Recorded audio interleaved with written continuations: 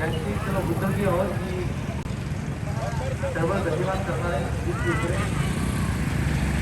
त्याचबरोबर जन्मदिवसाचा कार्यक्रम या ठिकाणी संपन्न होतो आहे. संयोजन समितीच्या सर्व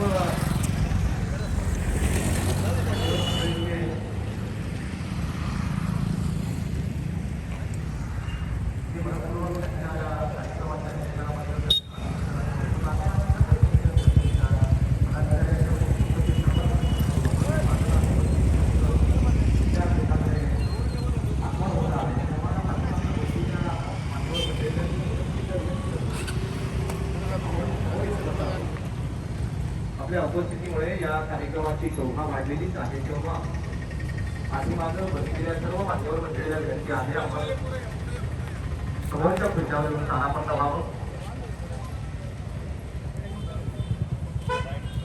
आकाश मोजतो आम्ही विमान तुझ्यामुळे, सूर्यास झाकतो आम्ही विमान तुझ्यामुळे, ज्यांच्यामुळे ही ताकद आमच्यामध्ये निर्माण झाली. ज्या प्रज्ञा सूर्याने आम्हाला प्रकाशमान केलं, तो प्रकाश सर्वसामान्यांच्या झोपडीपर्यंत घेऊन जाण्यासाठी आपल्या सर्वांचे हे प्रयत्न आणि आपल्या सर्वांमध्ये ती जाणीव आणि जागृती निर्माण करण्यासाठी या जय भीम महोत्सवाच्या माध्यमातून तो विचाराचा जागर या ठिकाणी होतो आहे. आजच्या या जय भीम महोत्सवाची सुरुवात ब्रह्मदेसनेने या ठिकाणी संपन्न होते आहे. आज नियोजित बिट्टू ज्ञानरक्षित फेरो पीएचडी पाले आणि बुद्धिझम काही तांत्रिक अडचणीमुळे अचानक ते आजारी पडल्यामुळे त्या ठिकाणी आज डॉक्टर बिट्टू इंदवंश महाथेरो पीएचडी पाले अँड बुद्धिझम औरंगाबाद आणि मुंबई संचालक बुद्धा टीचिंग चॅनल ब्रह्मबुक पब्लिकेशन इंडियाच्या माध्यमातून आतापर्यंत 20 पुस्तकाचं प्रकाशन अशा यांच्या धम्मदेशनेचा कार्यक्रम या ठिकाणी संपन्न होतो आहे. मी उभ्या असलेल्या सर्व मान्यवर मंडळीला विनंती करतो आपण खुर्च्यावर स्थानापन्न व्हावं. आजच्या कार्यक्रमाचे प्रमुख उपस्थिती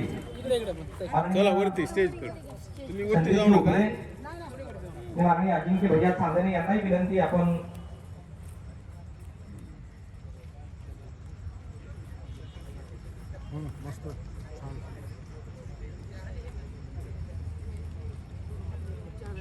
पूज्य भंतेजी यांचं आगमन होत आहे. आपण जोरदार टाळ्या वाजवून त्यांचं स्वागत करूया.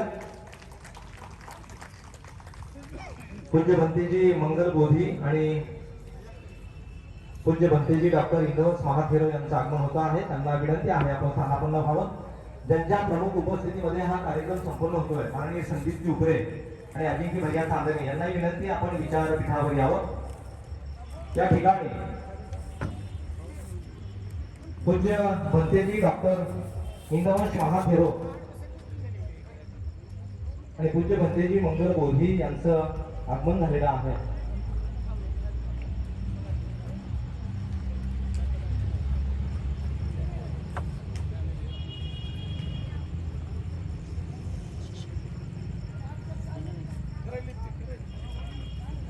तथागत भगवान बुद्ध यांच्या प्रतिमेचं पूजन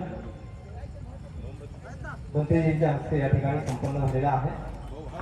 प्रमुख उपस्थिती माननीय संदीपजी उपरे आणि अजिंक्य भैया चांदणे यांना विनंती आहे आपण परमपूज्य बोधिसत्व विश्वरत्न भारतरत्न डॉक्टर बाबासाहेब आंबेडकर यांच्या प्रतिमेला पुष्पहार अर्पण करायचा आहे.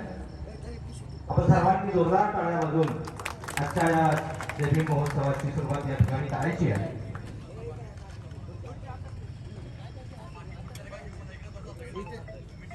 संदीप जिकडे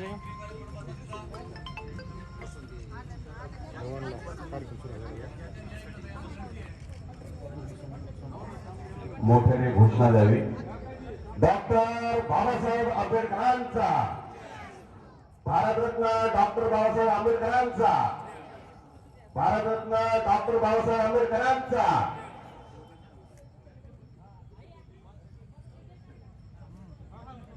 तू क्रांतीसूर्य होता अंधारला युगाचा, तुझा तो आवाज होता कोटी मुख्या जनांचा.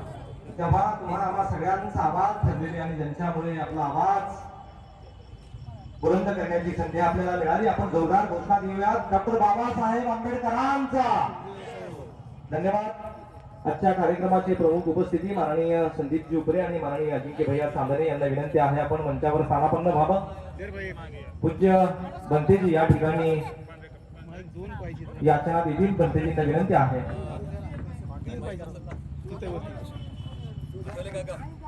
बोधिसत्व परमपूज्य डॉक्टर बाबासाहेब आंबेडकरांना ज्यांनी धर्मची दीक्षा दिली ते पूज्य बनतेजी चंद्रमणी महाथेरो, त्यांचे शिष्य डॉक्टर ज्ञानेश्वर महाथेरो अगम महापंडित कुशीनगर आणि यांचे शिष्य असणारे डॉक्टर इंद्रवंश महाथेरो PhD पाले आणि बुद्धिझम मुंबई आणि औरंगाबाद यांची धम्मदेशनेने आजच्या या जय भीम महोत्सवाची सुरुवात होईल. तेव्हा सुरुवातीला त्या ठिकाणी याचनेचा कार्यक्रम होईल. मी पूज्य बनतेजी यांना विनंती करतो.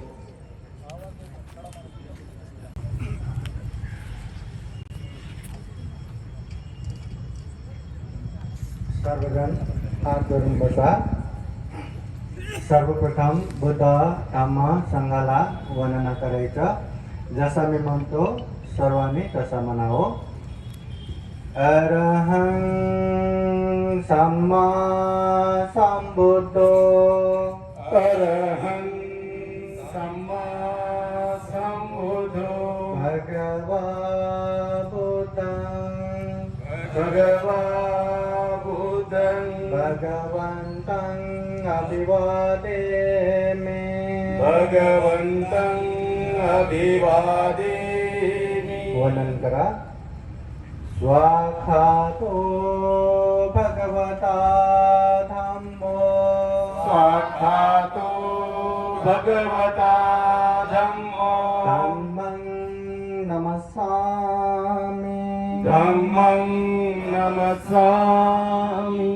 सुपतिपन्नो भगवतो सावक संघो सुपटिपन्नो भगवतो सावक संघो संघं नमामि संघं नमामि.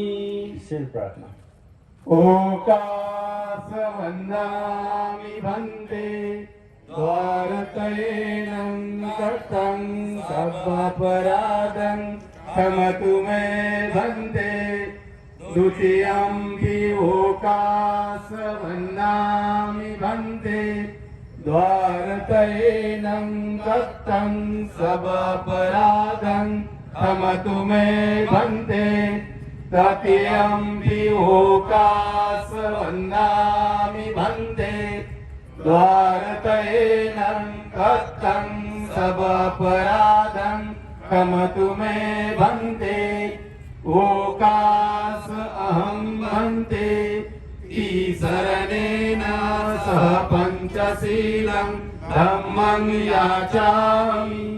अनुग्रहं कृत्वा शीलं देतमे भन्ते. द्वितीयंपि ओकास अहं भन्ते ईशरणेन सह पञ्चशीलं धम्मं याचामि. अनुग्रहं कृत्वा शीलं देतमे भन्ते.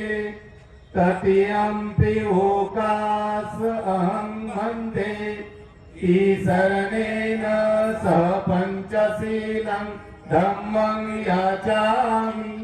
अनुग्रहं कृत्वा शीलं देतमे भन्ते. यमहं वदामि तं वदेथा अहं भन्ते. नमो तस्स भगवतो अरहतो सम्मा संबुद्धस्स.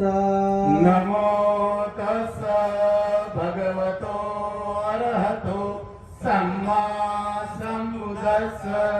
नमो तस्स भगवतो अरहतो सम्मा संबुद्धस्स. नमो तस्स भगवतो अरहतो सम्मा संबुद्धस्स. बुद्धं शरणं गच्छामि बुद्धं शरणं गच्छामि धम्मं शरणं गच्छामि धम्मं शरणं गच्छामि संघं शरणं गच्छामि संघं शरणं गच्छामि द्वितीयंपि बुद्धं शरणं गच्छामि द्वितीयंपि बुद्धं शरणं गच्छामि द्वितीयंपि धम्मं शरणं गच्छामि द्वितीयंपि धम्मं शरणं गच्छामि द्वितीयंपि संघं शरणं गच्छामि द्वितीयंपि संघं शरणं गच्छामि तृतीयंपि बुद्धं शरणं गच्छामि तृतीयंपि बुद्धं शरणं गच्छामि तृतीयंपि धम्मं शरणं गच्छामि तृतीयंपि धम्मं शरणं गच्छामि तृतीयंपि संघं शरणं गच्छामि तृतीयंपि संघं शरणं गच्छामि शरणगमनं परिपूर्णं अन्ते पानातिपाता वैरमणि सिक्खापदं समादियामि पानातिपाता वीरमणि सिक्खापदं समादियामि आदिन्नदाना वैरमणि सिक्खापदं समादियामि अदिन्नदाना वीरमणि सिक्खापदं समादियामि कामेषु मिच्छाचारा वैरमणि सिक्खापदं समादियामि कामेषु मिच्छाचारा वीरमणि सिक्खापदं समादियामि मुसवादा वैरमणि सिक्खापदं समादियामि मुसावादा वीरमणि सिक्खापदं समादियामि सुरामेरयो मज्जपमा दत्ताना वैरमणि सिक्खापदं समादियामि सुरामेरय मज्जपमार्धाना वीरमणि सिक्खापदं समादियामि शरणेन सह पञ्चशीलं धम्मं साधुकं सुरक्षितं कृत्वा अपमादेन सम्पादेत अहं वन्दे साधु साधु साधु साधु साधु साधु बुद्धं नमामि बुद्धं नमामि धम्मं नमामि धम्मं नमामि संघं नमामि संघं नमामि अहं वन्दामि सर्वदा अहं वन्दामि सर्वदा वर्णगन्ध गुणोपेतं एतं कुसुमसन्तति पूजयामि मुनीन्द्रस्य श्रीपाद सरोरुहे पूजेमि बुद्धं कुसुमेन पुय्येन मेत्तेन ददामि मुखं उभं विलायति यथा इदं मे कायो तथा याति विनाशभावं घनसारपदीतेन दीपेन तमदंसिना किलोपदीपं सम्बुद्धं पूजयामि तमोनुदं सुगन्धिकाय वदनं अनन्तगुणगन्धिना सुगन्धिनाहं गन्धेन पूजयामि तथागतं बुद्धं धम्मं च संघं सुगततनुभवा धातुयो धातुगभ्रे लङ्कायां जम्बूदीपे तिदशपुरवरे नागलोके च धूपे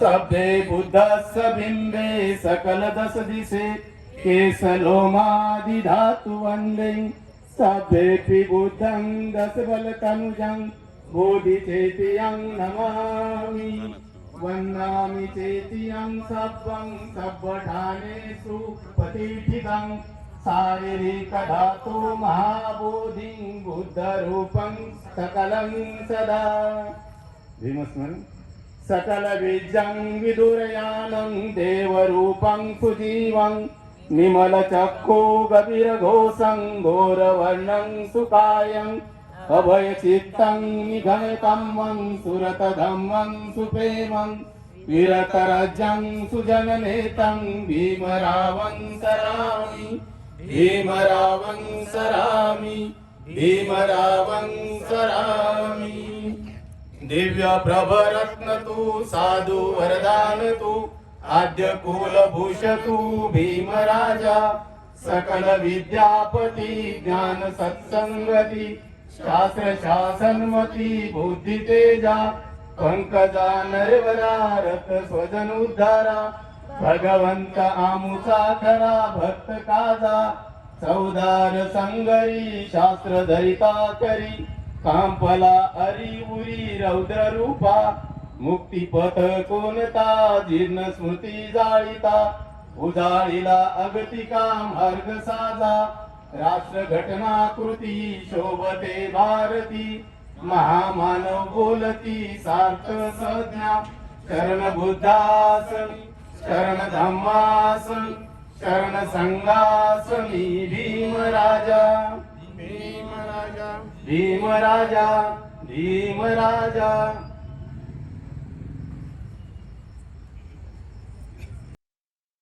महाकारुणिक तथागत बुद्ध धम्म संघ को त्रिवार वंदना।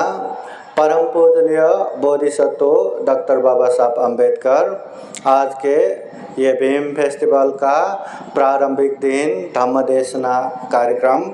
इस कार्यक्रम में उपस्थित संपूर्ण श्रद्धा संपन्न बुद्धि संपन्न उपासक उपासिकाएं, अभी हमने पंचशील प्रार्थना किया, बुद्ध वंदना लिया और परम पूजनीय बोधिसत्व डॉक्टर बाबा साहब का स्मरण और स्तुति भी हो गया। अभी महाकारुणिक तथागत बुद्ध के जो वाणी है, जिसे परित्राण कहते हैं, बुद्ध धम्म संघ का आशीर्वाद स्वरूप ये परित्राण श्रवण करते हैं। ये परित्राण श्रवण करने से पहले 2 मिनट ये परित्राण क्या है समझ लीजिए, और विश्वास और श्रद्धा रहेगा तो इससे और ज़्यादा प्रभाव अनुभव रहेगा। परि का मतलब चारों ओर से, त्राण का मतलब आरक्षण सिक्योरिटी। परि समन्तो तायति रक्षति परितं, ये बुद्ध वाणी है। बुद्ध कहते हैं हमारे मानव जीवन में चारों ओर से आने वाले अनेक तरह के विघ्न बाधा भय अंतराय समस्याओं से जो आरक्षण देता है, जो सुरक्षा देता है, इसी को परित्राण कहते हैं। ये परित्राण तथागत बुद्ध के सत्यवाणी है, तथागत बुद्ध के मैत्रीवाणी है, तथागत बुद्ध के करुणावाणी है, तथागत बुद्ध के अनंत अनंत गुण धम्म इस परित्राण में है। धम्म के अनंत अनंत गुण धम्म इस परित्राण में है। संघ के अनंत अनंत गुण धम्म इस परित्राण में है। इसके अलावा अनंत अनंत बोधिसत्वों के अनंत अनंत गुण धम्म भी ये परित्राण में आता है। तो परित्राण को सुनने मात्र भी मंगल कहा गया है, पुण्य कहा गया है। अगर इस परित्राण को अच्छे से समझ लेंगे, अभ्यास करेंगे, पालन करेंगे तो सभी दुखों से मुक्त भी हो सकता है। ये बुद्ध वाणी है। इसलिए ये परित्राण बौद्ध देश, चाहे श्रीलंका हो, थाईलैंड हो, म्यांमार हो, कंबोडिया हो, लाओस हो, जितने भी बुद्ध धम्म संघ के प्रति श्रद्धा और आस्था रखने वाले जितने भी जगह है, देश है, वहाँ जन्म से लेके मृत्यु पर्यंत तक ये परित्राण पाठ श्रवण करते हैं। तो ये बुद्ध वाणी, तथागत बुद्ध के सत्य करुणा मैत्री वाणी। तो ये परित्राण पाठ पूजनीय भिक्षु संघ अभी आप लोगों के सुख शांति के लिए, आप लोगों के मंगल मैत्री के लिए और जीवन में आने वाले अनेक तरह के विघ्न बाधाओं से आरक्षण के लिए ये पाठ करते हैं। इस परित्राण का अनुभव से जीवन में हमेशा हमेशा बुद्ध का, धम्म का, संघ का आशीर्वाद आप लोगों के जीवन में रहे, दुख मुक्त निर्वाण के तरफ निरंतर आगे बढ़ सके, ऐसी कामना करते हुए परित्राण पाठ करते हैं। सब लोग हाथ जोड़ के बैठिए और 3 बार साधु साधु बोलिए।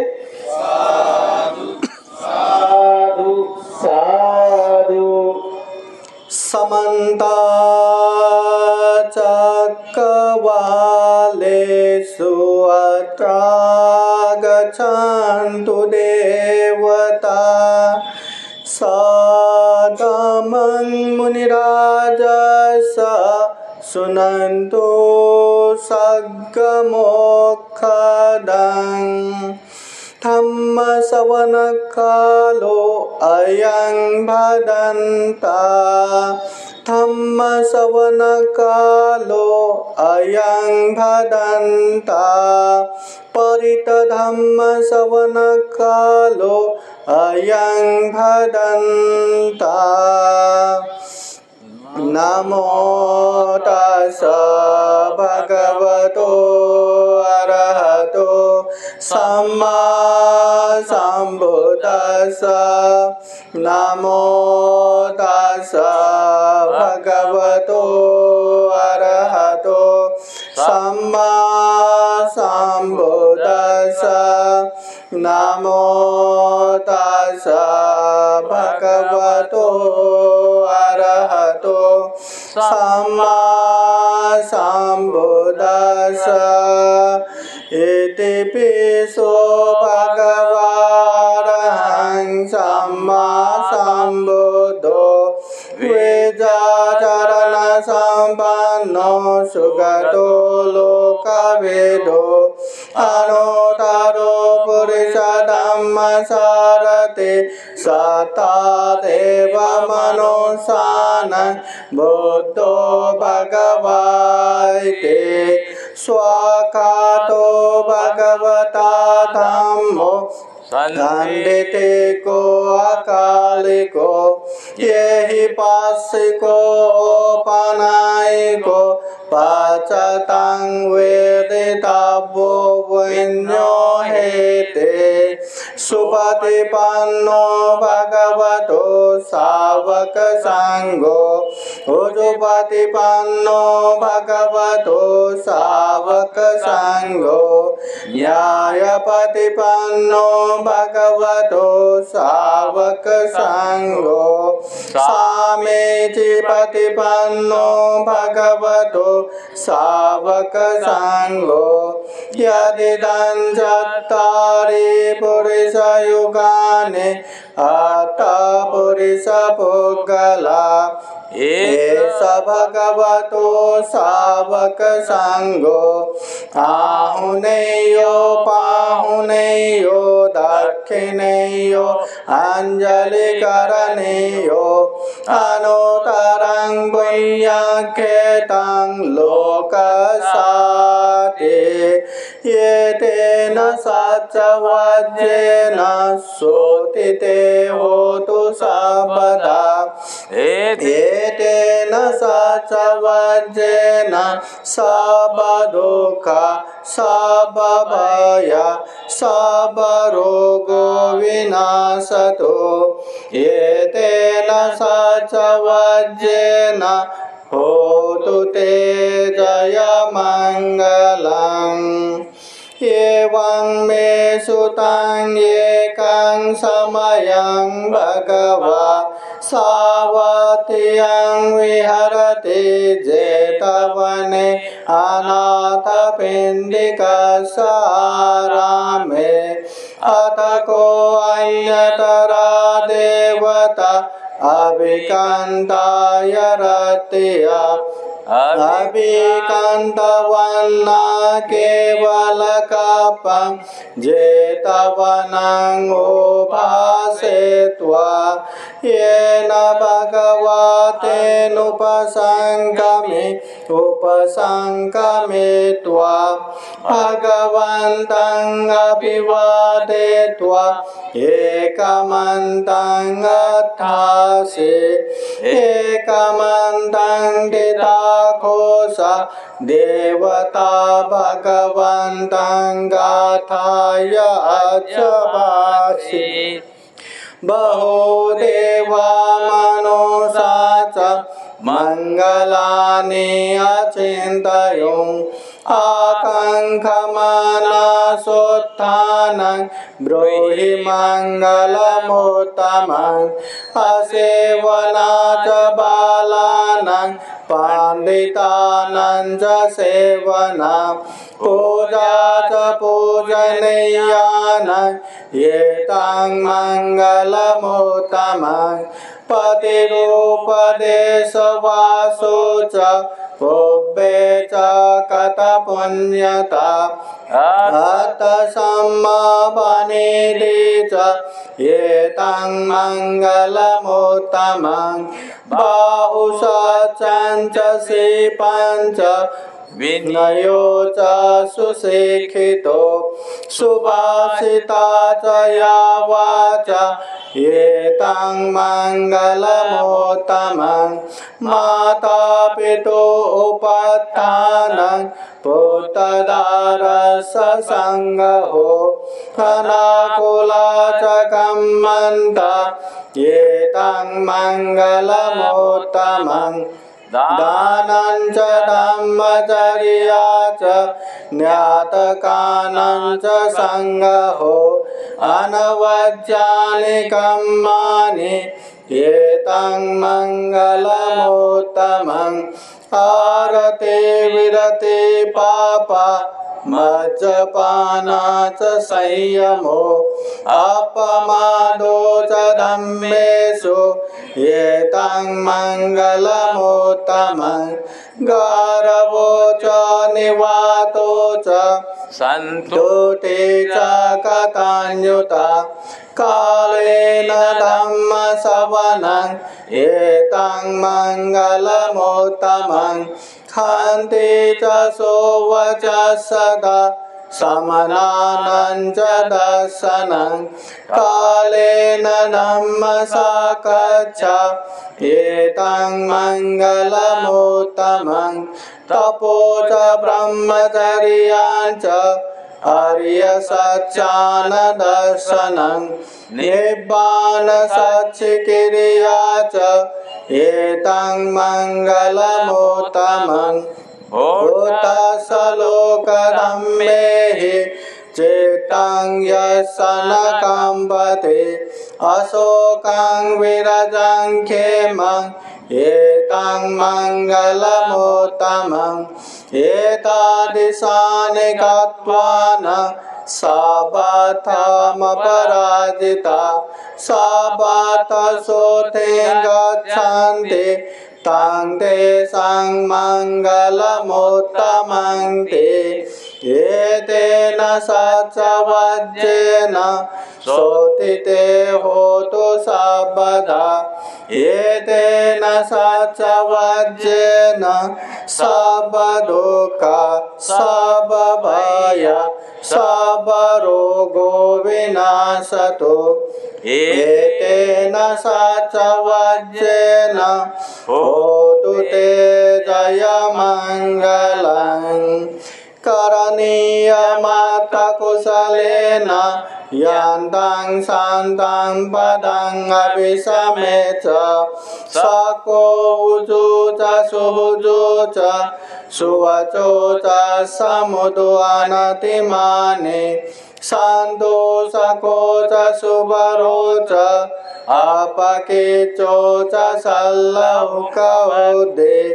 शान्तेन्द्रियो च निपको च गब्बोकुलेषु अननुगेदो न च क्षुतं समाचरे किञ्चित् येन वेण्योपरे उपवदेयं सुखिनो वा क्षेमिनो वन्तु सर्वे सत्ता भवन्तु सुखिता ये केचिपान भूताते तसावथावराव अनवशेष दीघावा एव महन्ताव मच्छिमारसका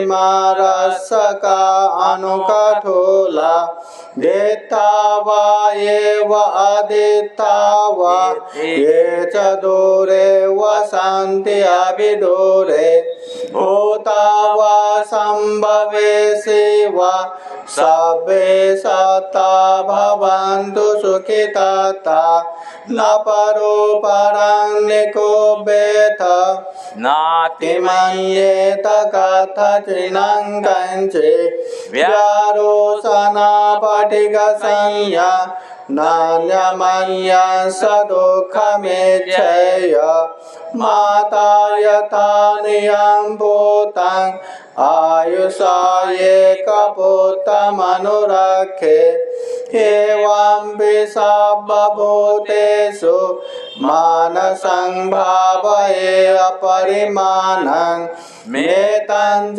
सर्वलोकस्मिन् मानसं भावये अपरिमाणं उदं अधो च तिर्यं च असंवादं अवेरं असपतं तीर्थं चरं निशिन्नो वा शयानो वा यावतस्य विगतमिद्धो एतं सतिं आदित्येय ब्रह्ममेतं विहारं इदमाहो एतेन चानुपगम्यशीलवा दर्शनेन सम्पन्नो कामेषु विनययेदं न हि जातु गभशय्यं पुनरेतीते एतेन सचवज्येन सोतिते होतु सर्वदा एतेन सचवज्येन सर्वदुःख सर्वभय सर्वरोगो विनाशतो एतेन सचवज्येन होतु ते जयमङ्गलं न खतयखभूतानं पापगः निवारणं परितसानुभावेन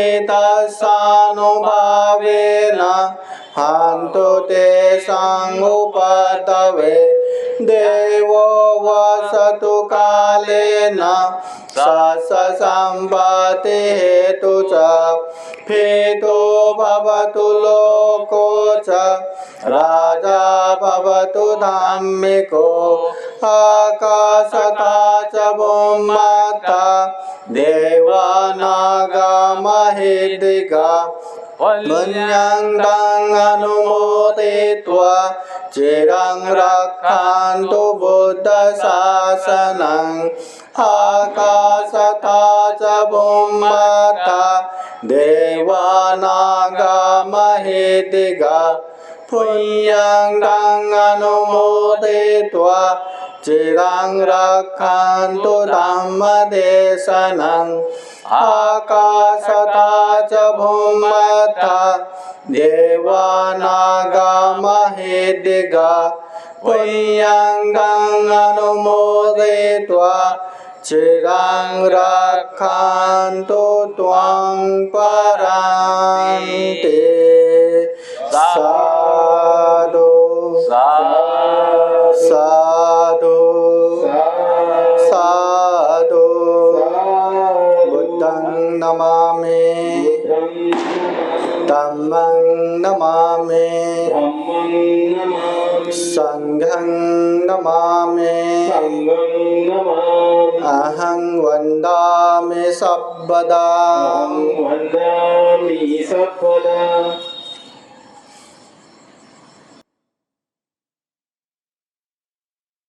माननीय प्रमुख उपस्थिती माननीय संदीप जुपरे यांचं स्वागत करण्यासाठी मी आयुष्यमान केशवराव आठवले सर यांना विनंती करतोय आपण विचारपीठाकडे यावं.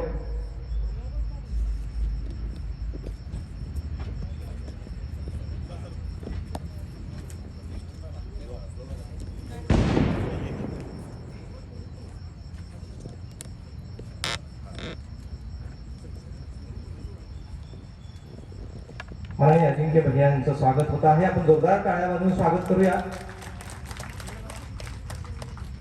यानंतर ज्यांच्या प्रमुख उपस्थितीमध्ये हा कार्यक्रम संपन्न होतोय ते माननीय संदीप जोपरे यांचं स्वागत करतील आयुष्यमान केशवराव आठवले सर.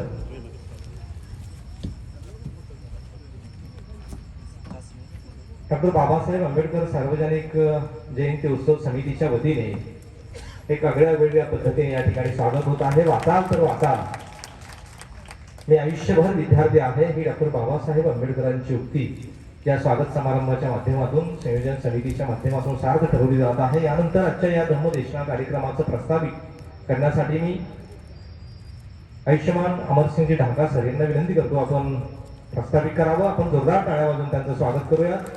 आगाज जय भीम महोत्सव 2022चा आज सुरू होतो आहे. डॉक्टर बाबासाहेब आंबेडकरांचा आयुष्यमान अमरसिंहजी ढाका.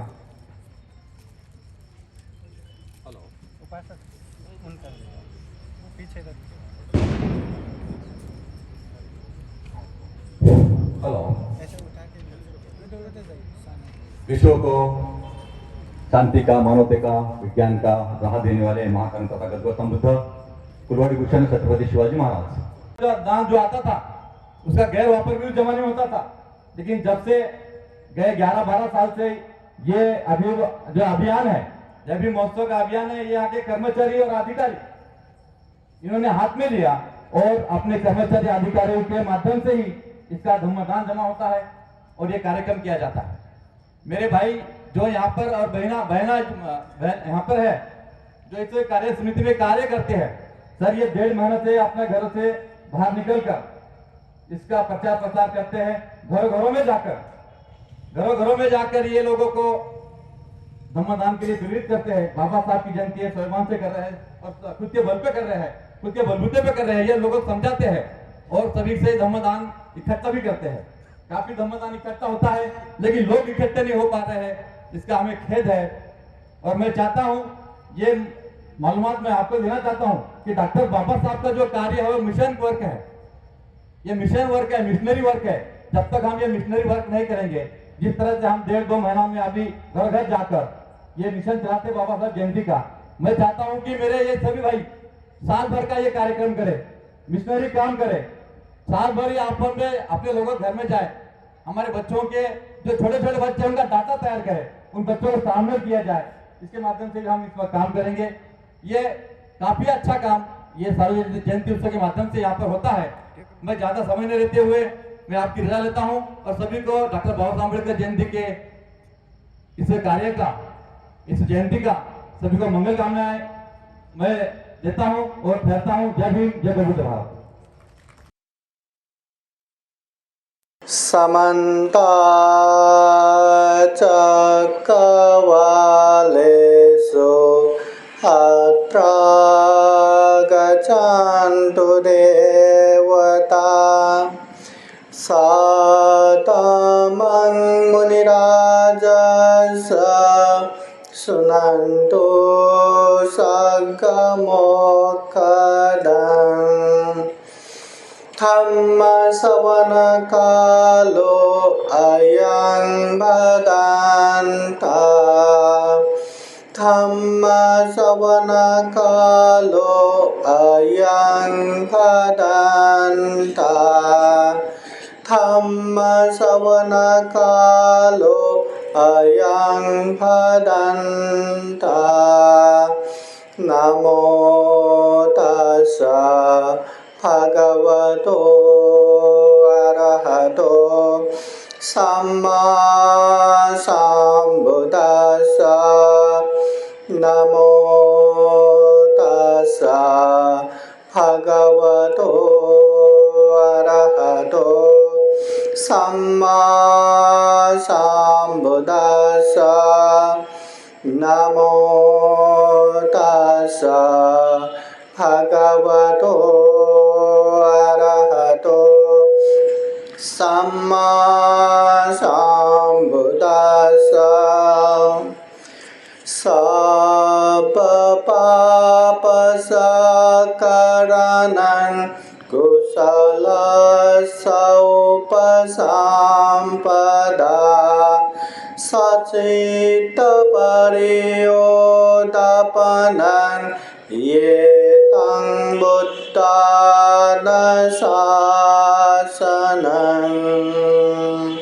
सर्वजन मना साधु साधु साधु। महाकारुणिक तथागत भगवान बुद्ध को त्रिवार वंदना।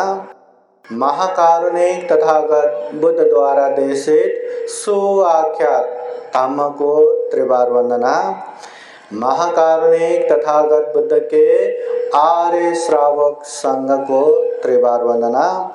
परम पूजनीय बोधिसत्व डॉक्टर बाबा साहब अम्बेडकर आज के विशेष भीम फेस्टिवल कार्यक्रम के धम्मदेशना समारोह में उपस्थित पूजनीय भिक्षु संघ भिक्षु मंगल बोधि प्रमुख, यहाँ उपस्थित विशिष्ट मान्यगण, श्रद्धा संपन्न बुद्धि संपन्न उपासक उपासिकाएं, विशेषतः आज भीम फेस्टिवल परम पूजनीय बोधिसत्व डॉक्टर बाबा साहब अम्बेडकर के जन्म दिवस के उपलक्ष्य में ये कार्यक्रम शुभारंभ होने जा रहे हैं।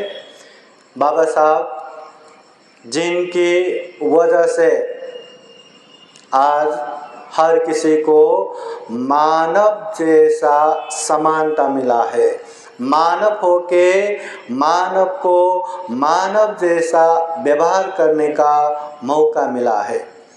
बहुत सारे कार्यक्रम में जाता हूँ, यहाँ वहाँ देखता हूँ और हमेशा मेरी नज़र छोटे छोटे बच्चों के ऊपर जाते हैं। देखिए कितना प्यारा प्यारा खूबसूरत है। अगर बाबा साहब न होते तो ये जनरेशन भी, ये बच्चे लोग भी कैसे हालत में रहता, क्या होता। बाबा साहब की वजह से आज के जनरेशन अच्छे से अच्छे दिखते हैं, अच्छे से अच्छे पढ़ाई करते हैं, एकदम स्मार्ट है। बाबा साहब की वजह से, बाबा साहब की वजह से हमें बौद्ध धर्म मिला है, अपने आप को बौद्ध कहने का अधिकार मिला है। बाबा साहब न होते तो मैं कहाँ जन्म हुआ, कौन से शहर से आए और आप लोग कहाँ, ये एक जगह मिलने का जो मौका मिला बाबा साहब की वजह से। अगर बाबा साहब न होते तो आज हम यहाँ भीम फेस्टिवल नहीं करते, ऐसे धम्म देशना का आयोजन न करते। यकीन मानिए इस समय दुनिया के करोड़ों अरबों लोग न जाने क्या क्या काम करके बैठे होंगे, क्या क्या शरीर से अकुशल करते होंगे, वाणी से बुरा बोलते रहेंगे या मन से क्या क्या सोचते रहते होंगे, मगर हम यहाँ इतने अच्छे माहौल में धम्म देशना सुन रहे हैं, इतना अच्छा पुण्य कर रहे हैं, यह भी बाबा साहब की पुण्य ही है। बाबा साहब ने दुनिया भर के धम्मों को देखने के बाद, जानने के बाद जो सबसे अच्छा धम्म लगा, जहाँ मानव को, इंसान को इंसान की तरह व्यवहार करते हैं, ऊंच नीच का व्यवहार नहीं करते, जो साइंटिफिक वैज्ञानिक धम्म है, ऐसे धम्म न केवल बाबा साहब ने दीक्षा लिया, अपने हजारों लाखों करोड़ों समाज को भी ये धम्म की दीक्षा दिया। तथागत बुद्ध के उपदेश धम्म शिक्षा का दीक्षा दिया। आज विशेष रूप से बाबा साहब ने जिस धम्म की दीक्षा लिया, जो बुद्ध वाणी है, उसी में केंद्रित होके आप लोगों को धम्म देशना देते हैं। महाकारुणिक तथागत बुद्ध जब इस दुनिया में मंगल के विषय में उपदेश देते हैं, महामंगल सूत्र में तथागत बुद्ध कहते हैं, कालेन धम्म सवनं ये तंग मंगलम उत्तमं, ये समय समय पर ये जो धम्म देशना सुनते हैं, ये धम्म वाणी सुनते हैं, ये मंगल है। कालेन धम्म साकच्छा, ये तंग मंगलम उत्तमं, समय समय पर जो धम्म की चर्चा करते हैं, ये मंगल है।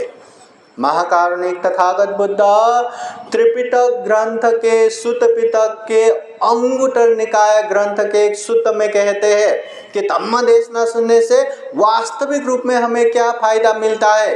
तथागत बुद्ध कहते हैं असुतं सुनाति सुतं पर्योदपेति कंखं वितरति दिथिं उजुं करोति चित्तमस्स पसीदति। तथागत बुद्ध धम्म देशना सुनने के 5 फायदाएं कहते हैं।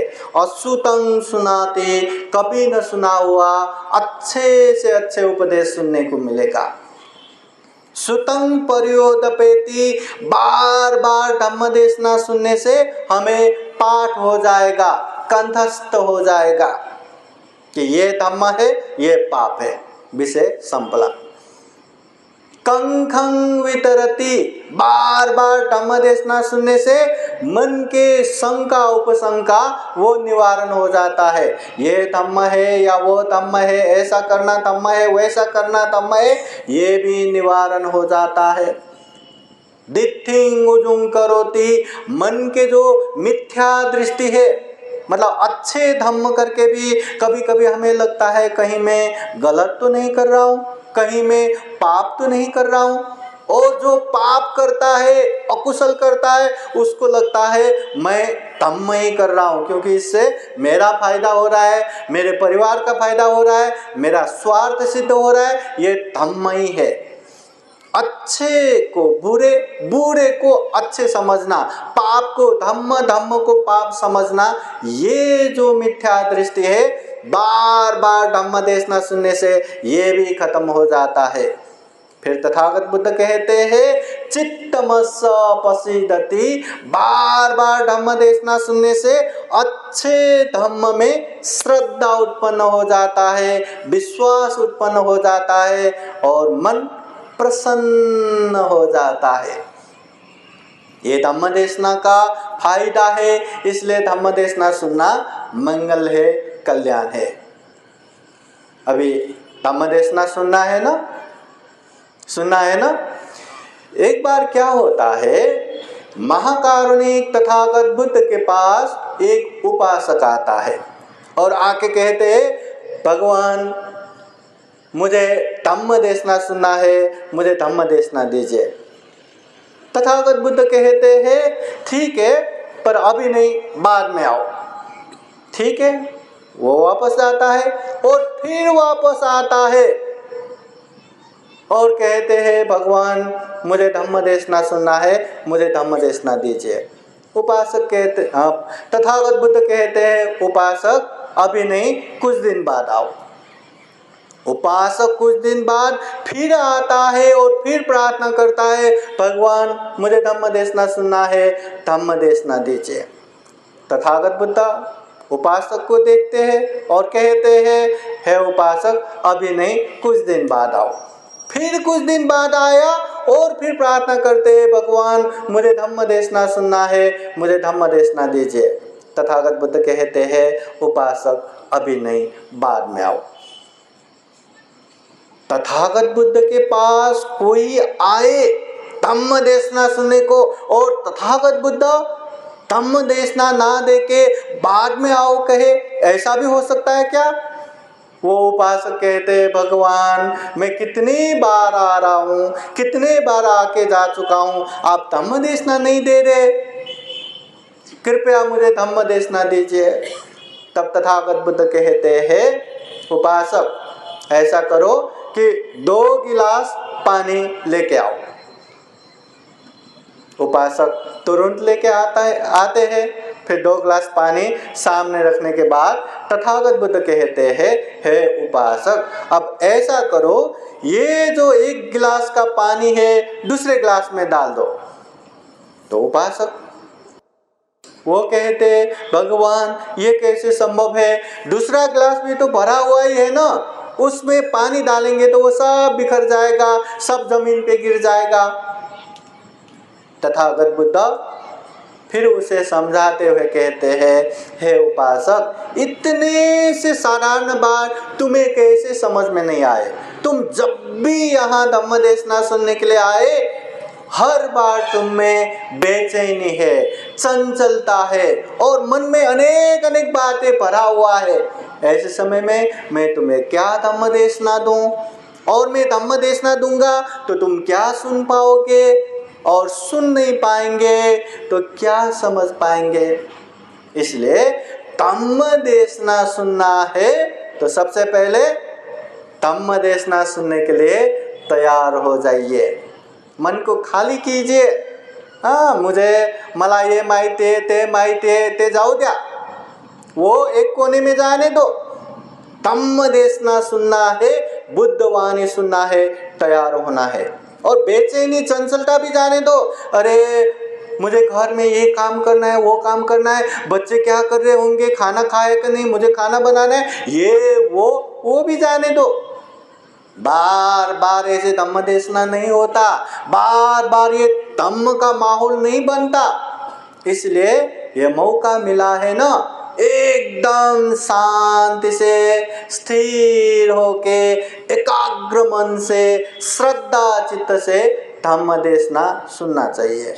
तब जाके जो धम्म देशना देंगे वो अच्छे से सुन पाएंगे, समझ पाएंगे, और अच्छे से समझ गए ना तो उसे पालन भी कर पाएंगे, व्यवहार में अभ्यास भी कर पाएंगे।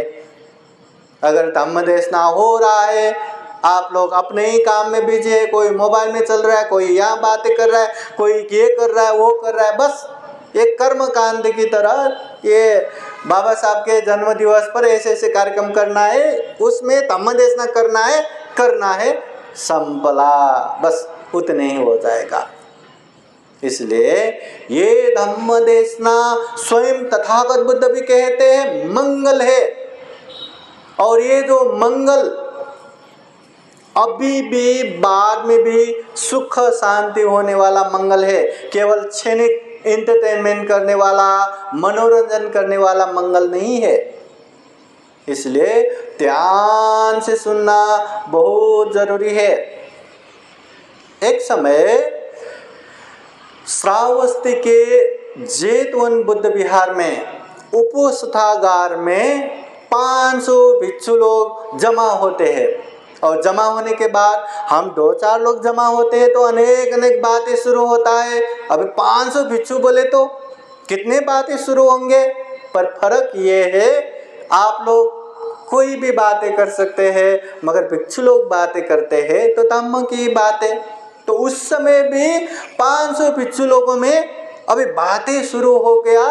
तो बातें क्या शुरू हो गया कि इस दुनिया में सबसे बड़ा सुख क्या होगा, क्या होगा सबसे बड़ा सुख। तो कोई भिक्षु लोग कहने लगे सबसे बड़ा सुख तो राजा होने में है। राजा हुआ तो सारा देश अपना, हाँ वो कुछ भी कर सकता है, कितना मौज मजा भोग विलास, सबसे बड़ा तो राजा है, इसलिए राजा होने में ही सुख है। और कोई भिक्षु कहने लगा नहीं नहीं, राजा होने में भी बहुत सारे परेशानियां हैं। वास्तव में सुख तो ये पंच काम भोग करना यही सुख है। मतलब आंखों से जो मर्जी वो देखते रहना वो मिला तो सुख, कानों से जो मर्जी वो सुनते रहना ये सुख, नाक से जो मर्जी सूंघते रहना वो सुख, मुंह से जो मर्जी खाते रहना वो सुख, और शरीर से जो मर्जी स्पर्श करना वो सुख, यही सुख है। तो कोई भिक्षु कहने लगा ये नहीं ये सुख है, कोई कहने लगा वो नहीं वो सुख है। तो ऐसे समय में वहाँ महाकारुणिक तथागत बुद्ध आते हैं। सब लोग तथागत बुद्ध को वंदना करके बैठते हैं। उस समय तथागत बुद्ध भिक्षुओं से प्रश्न करते हैं कि हे भिक्षुओं, आप लोगों में क्या बातें चल रहे थे? तो भिक्षु लोग कहने लगे हम तो सुख के विषय में बातें कर रहे कि दुनिया में सबसे बड़ा सुख क्या हो सकता है, तो हम में ऐसे ऐसे बातें हो रहे हैं करके भिक्षु लोगों ने बता दिया।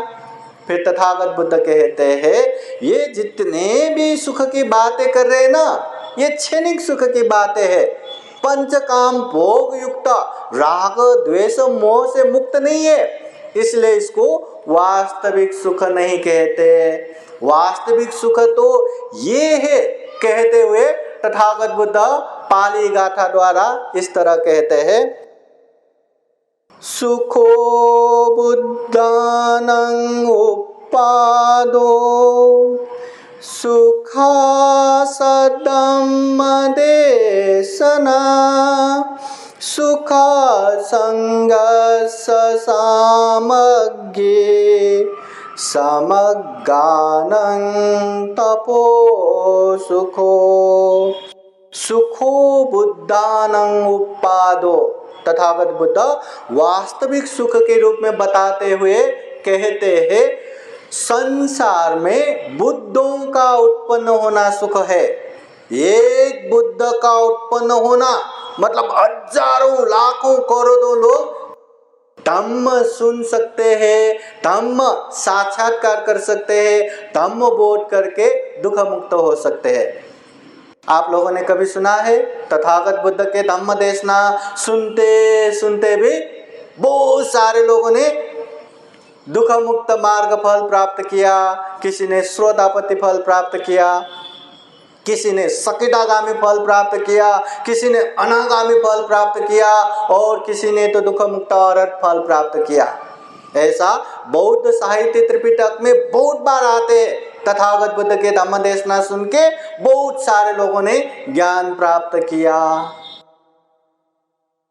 अभी भी धम्म देशना होता है ना, बहुत जगह पे बहुत बार धम्म देशना होता है, पर अभी सुना है क्या कोई उपासक ने ज्ञान प्राप्त किया, श्रोतापति सकितागामी अनागामी अरहत फल प्राप्त किया, सुना है क्या? तो ये फर्क क्या है? दुनिया में बुद्ध का उत्पन्न होना इतना महान रहता है कि तथागत बुद्ध के उपदेश सुन के मन में एक तरह से वैराग्य उत्पन्न होता है, एकदम श्रद्धा से ध्यान से वो धम्म देशना सुनता है और जल्दी वो धम्म को बोध करता है। इसलिए दुनिया में बुद्ध का उत्पन्न होना सुखकर है। सुखा सद्धम्म देशना, सही धम्म सुनना ये भी सुखकर है। दुनिया में धम्म के नाम पे इतने सारे धम्म फैला हुआ है, इतने सारे धम्म फैला हुआ है।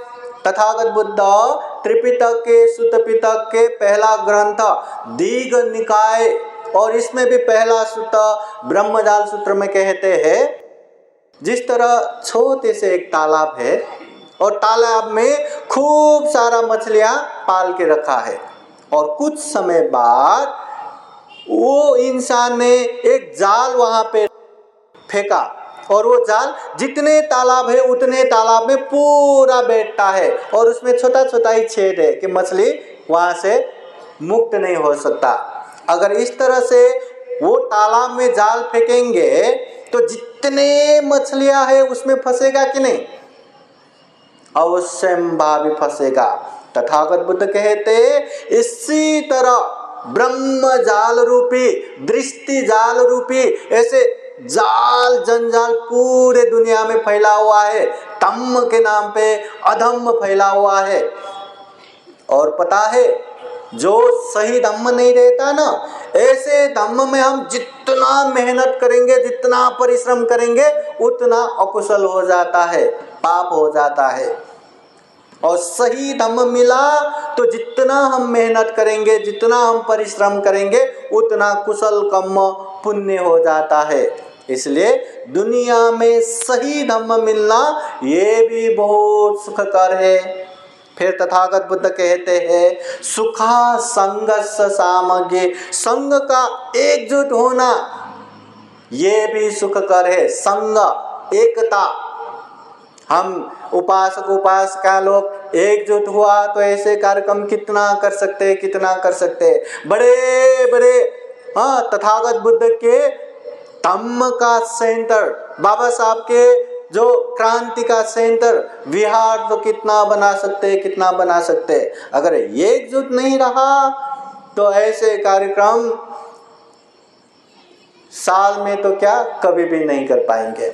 इसलिए ये एकजुट होना जरूरी है, चाहे उपासकों का हो, उपासिकाओं का हो, भिक्षुओं का हो, भिक्षुनियों का हो। जितना एकजुट रहेंगे उतना ज्यादा बड़ा बड़ा कार्यक्रम कर सकते हैं।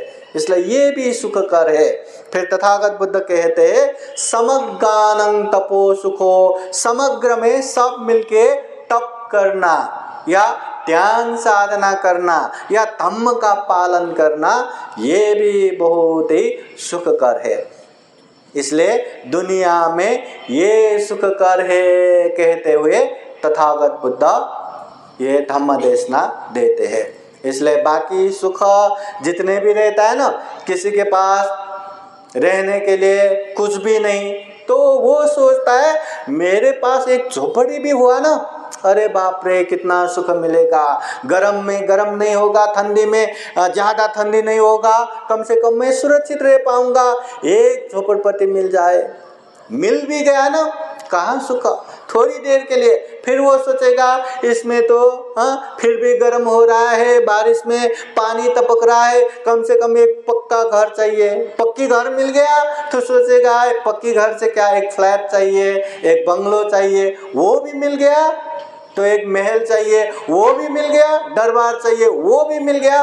तो ऐसे तो कितने कितने चाहिए, ये डिजाइन का चाहिए, वो डिजाइन का चाहिए, ऐसा चाहिए, वैसा चाहिए। ये मानवीय इच्छा आकांक्षा कभी परिपूर्ण नहीं होता।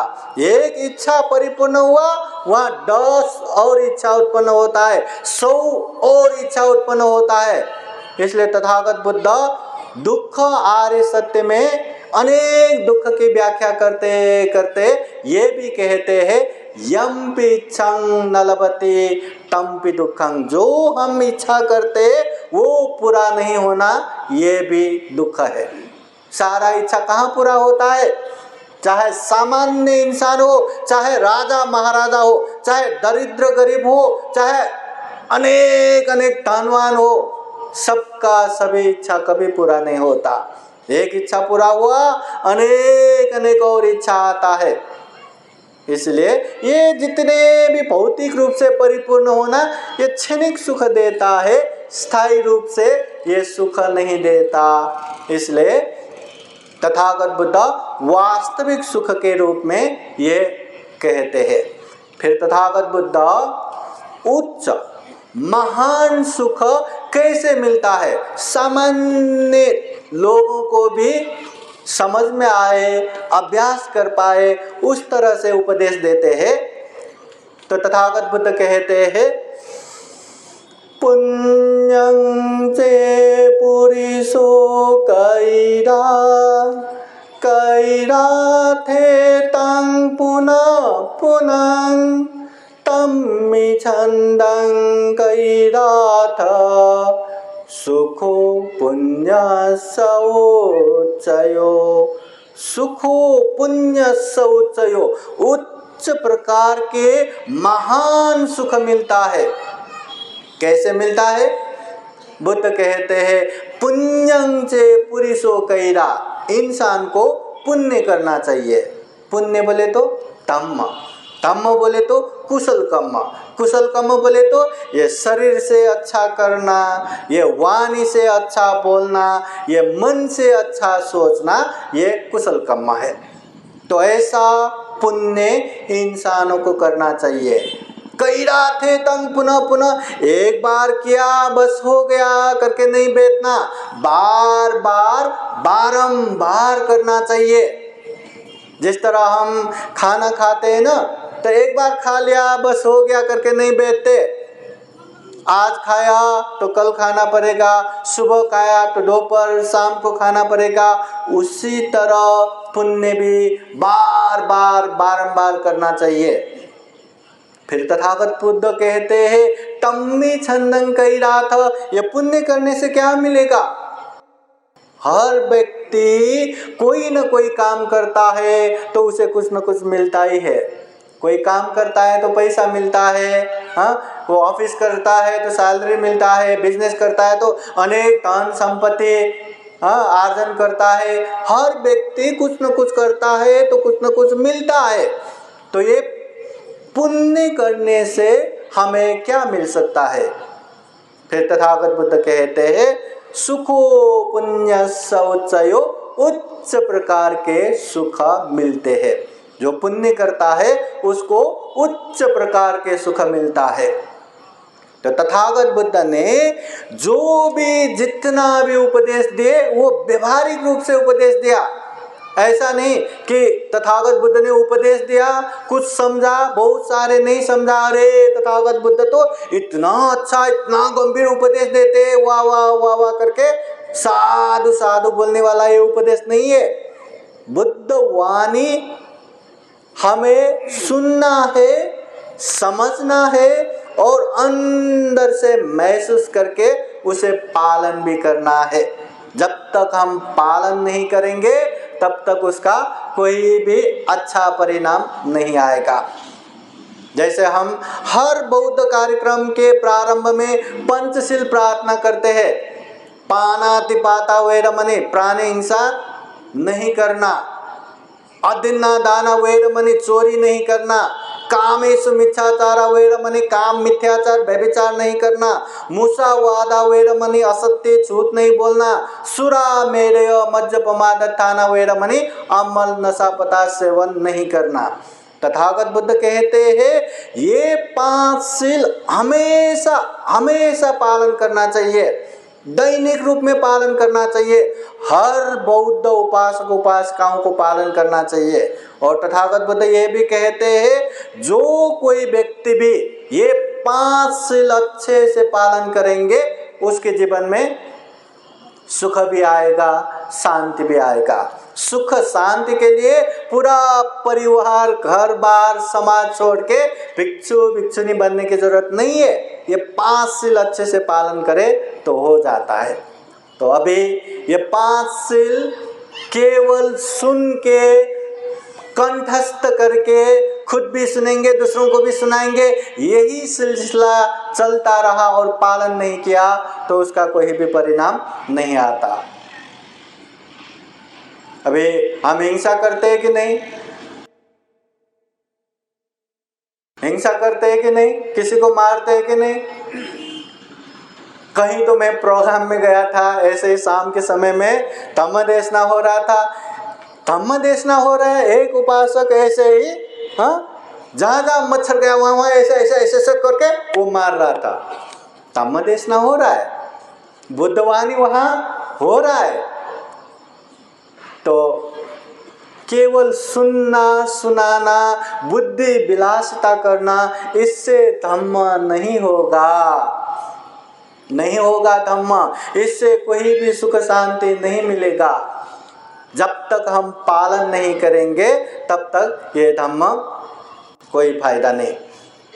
बाबा साहब ने इतना अच्छा धम्म की दीक्षा हमें दे के गया, हम केवल यहाँ बाबा साहब की जय, डॉक्टर बाबासाहेब आंबेडकरांचा विजय सो, इतना ही कहते कहते एकदम डीजे बजा के डांस करते रहे, ये करते रहे, वो करते रहे। जन्म दिवस मनाया, महापरिनिर्वाण दिवस करके महाप्रयाण दिन मनाया, ये मनाया, वो मनाया, ऐसे ही करते रहे।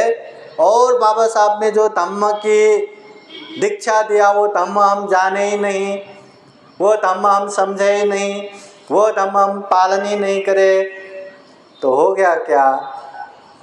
अगर हम सही रूप में डॉक्टर बाबा साहब अम्बेडकर के जन्म दिवस मनाना चाहते हैं और सही मायने में बाबा साहब के प्रति आदरांजलि देना चाहते हैं तो बाबा साहब ने जो धम्म की दीक्षा दिया है वो धम्म को जानो, पहचानो और जितना हो सके उसको पालन करो।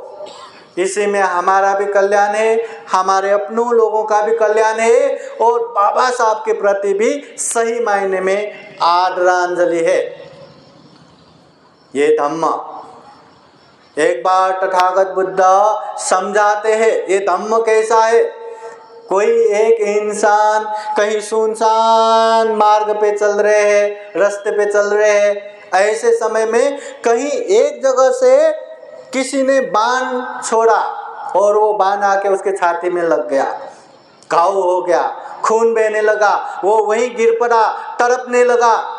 ऐसे समय में कोई भला इंसान उसको देखता है, अरे ये तो बाण से घायल हुआ है, तड़प रहा है, कहीं मर न जाए, चलो इसका बाण निकाल के मलहम पट्टी लगा देते हैं करके उसके सामने जाके बाण निकालने लगे, तो वो इंसान नहीं नहीं नहीं नहीं, ये बाण मत निकालो, ठहरो, पहले मुझे ये बताओ कि ये बाण कहाँ से आया, बाण किसने मारा, ये बाण मारने वाला लड़का है कि लड़की है, उसका नाम क्या है, गोत्र क्या है, वो कौन से गांव में रहता है, उसके माँ है कि नहीं, पिता है कि नहीं, उसके भाई है कि नहीं, बहन है कि नहीं। ऐसे दुनिया भर के प्रश्न करते रहना चाहिए या पहले वो बाण निकालना चाहिए? क्या करना चाहिए? अगर उस समय वो बाण निकाले बिना वो प्रश्न करता रहा तो उसका ज्ञान जल्दी चला जाएगा पर प्रश्न खत्म नहीं होगा। इसी तरह ये जीवन में भी न चाहते हुए भी हम बुढ़ापे की तरफ भाग रहे, न चाहते हुए भी हम ये बीमार की तरफ भाग रहे, मृत्यु की तरफ भाग रहे। ऐसे ये जीवन में अगर हम दुख और दुख मुक्ति के मार्ग पे नहीं जाएंगे, केवल बुद्धि विलासिताई करते रहेंगे, मला ये पण येते ते पण येते, केवल मुझे ये आता है वो आता है कहते रहेंगे, तो जिंदगी निकल जाएगा, हाथ में कुछ नहीं लगेगा। इसलिए महाकारुणिक तथागत बुद्ध जो धम्म का उपदेश देते हैं, परियति, प्रतिपत्ति, प्रतिवेद, ये 3 लेवल में 3 तह में उपदेश देते हैं। परियति सबसे पहले ज्ञान, धम्म जानो, आप पढ़ो, सुनो, देखो, कैसा भी करो, धम्म जानो। फिर दूसरे में प्रतिपत्ति, धम्म जाना है ना तो उसे समझो और जो समझ में आए उसे पालन करो। ये प्रतिपत्ति पालन करना जरूरी है, अभ्यास करना जरूरी है। फिर तीसरे में आता है प्रतिवेद धम्म। अगर अच्छे धम्म को समझेंगे, अच्छे धम्म को अभ्यास करेंगे तो अच्छे परिणाम भी आएगा, आना ही है। जीवन में सुख आएगा, शांति आएगा, जीवन में दुख मुक्त मार्ग फल प्राप्त होगा, श्रोतापति, सकिदागामी, अनागामी, अरहत फल प्राप्त होगा, होना ही है। इसलिए धम्म को पहला जानना है, नहीं मुझे तो ये जानना है, वो जानना है, अभी तो इतना ही जाना है और बहुत सारा जानना है करके केवल जानना है कहते हुए धम्म को पालन ना करके नहीं बैठना। तथागत बुद्ध क्लियरली बताते हैं, स्पष्ट रूप से बताते हैं, बहुम पिचे सहितं भासमानो न तक्करो होती नरोपमतो। ज्यादा से ज्यादा धम्म की बातें जान के समझ के अगर पालन नहीं करेंगे तो उसका कोई भी लाभ नहीं है, कोई भी फायदा नहीं है। जिस तरह दूसरों के गाय भैंस चराने वाले ग्वाला, वो मालिक के गाय भैंस पहाड़ों में, कंदराओं में, जंगलों में कहाँ कहाँ जाके गाय भैंस चराते हैं, पर जब दूध पीने की बारी आता है ना, वो मालिक पी जाता है, उसको नहीं मिलता। वैसे ही धम्म खूब जाना, सीखा, विद्वान बना और लोगों को भी अच्छे से बताते फिरा, पर पालन नहीं करेंगे तो ये गाय भैंस चराने वाले ग्वाले जैसा कुछ भी लाभ नहीं। इसलिए बुद्ध कहते हैं अपम पिचे सहितं भासमानो धम्मस्य होती अनुधम्मचारी। थोड़ा ही क्यों न हो, धम्म को जानो, समझो और पालन करो। ऐसे व्यक्ति को ही धर्मचारी कहते हैं, धम्मचारी, धम्म को पालन करने वाले। ऐसे व्यक्ति को ही धम्म का अच्छा परिणाम मिलेगा। इसलिए ज्यादा समझना, ज्यादा जानना ये मायने नहीं रखता।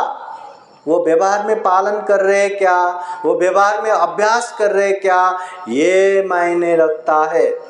इसलिए धम्म हम जितना जानेंगे उसे अच्छे से समझो, महसूस करो, न केवल महसूस करके बैठना, उसे पालन भी करो, पालन भी करते जाओ। इसी में हमारी कल्याण है। महाकारुणिक तथागत बुद्ध के पास एक बार शुभ मानव आते हैं। उस शुभ मानव का छोटा सा कहानी किस तरह से है। ये शुभ मानव श्रावस्ती में रहने वाले और उसके पिताजी तोदेय ब्राह्मण। वो ब्राह्मण उन समय में करोड़ों धन संपत्ति के मालक, पर कभी किसी को दान नहीं देते, मदद नहीं करते, कुछ भी नहीं करते। उल्टा लोगों को सिखाते फिरते, देखो ये पैसे का स्वभाव है नाश होना, इसलिए ये पैसे को जितना हो सके उतना बचाना चाहिए, धन संग्रह करना चाहिए, दान नहीं देना चाहिए। जैसे मटके में छोटा सा भी छेद हुआ ना, सारा पानी खत्म हो जाता है। इसलिए दान देने की आदत से सारा धन खत्म हो जाता है, दान नहीं देना चाहिए, ऐसा ही उपदेश देता था। नजदीक तथागत बुद्ध है, जैतून बुद्ध विहार है, न बिहार जाते हैं न दान देते हैं। कभी अपने घर के तरफ बुद्ध या कोई भिक्षु भिक्षा भी आए तो कभी दान नहीं देते।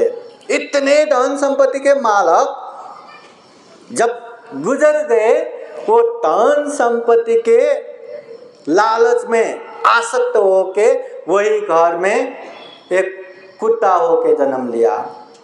छोटे से वो उसके बेटे शुभ मानव उसको साथ में रख के बहुत लाड प्यार से रखते थे। अपने सोने की जगह पे सुलाना, अच्छे से रखना, खान पीन देना, अच्छे से रख रहे थे। एक समय तथागत बुद्ध भिक्षाटन आते आते शुभ मानव के घर की तरफ आते हैं। बुद्ध को देखते ही वो कुत्ता बाहर आके तथागत बुद्ध के ऊपर बहुत भौंकने लगता है। तो तथागत बुद्ध कहते हैं, हे तो दैय ब्राह्मण, पहले भी मुझे नहीं सहता, अभी भी इतना भौंक के बैठे हो। इतना क्या कहना था कि तथागत बुद्ध ने मुझे पहचान लिया जैसा लग के वो घर के अंदर जाके जो गंदगी है, राख है, ऐसे में एकदम लुटपुट करके वहीं बैठा रहा।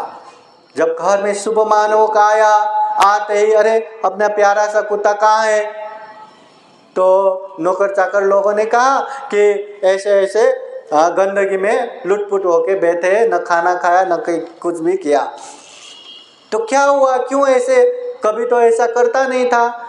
तो किसी ने बोला कि बुद्ध ऐसे ऐसे आए थे, वो ऐसे भौंकने लगे तो आपके पिताजी के नाम लेके ऐसे ऐसे बोला।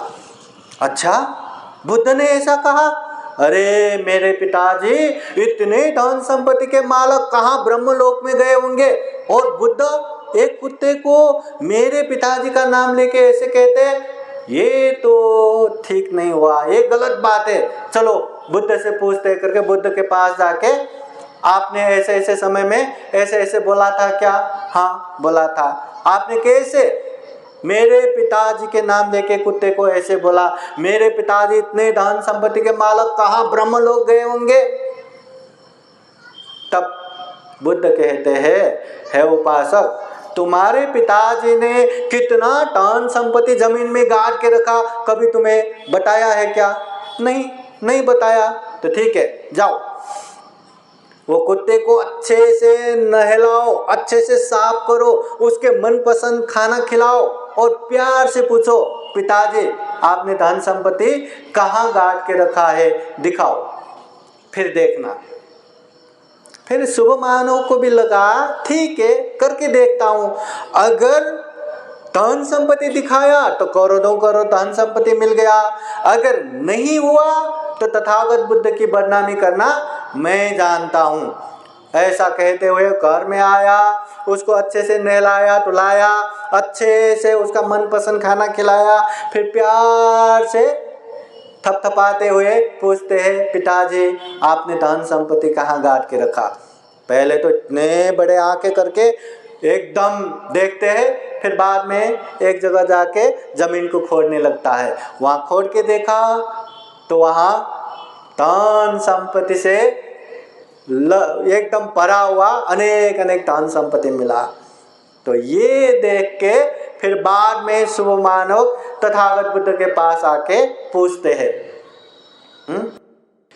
इस दुनिया में इंसान होके एक समान क्यों नहीं है।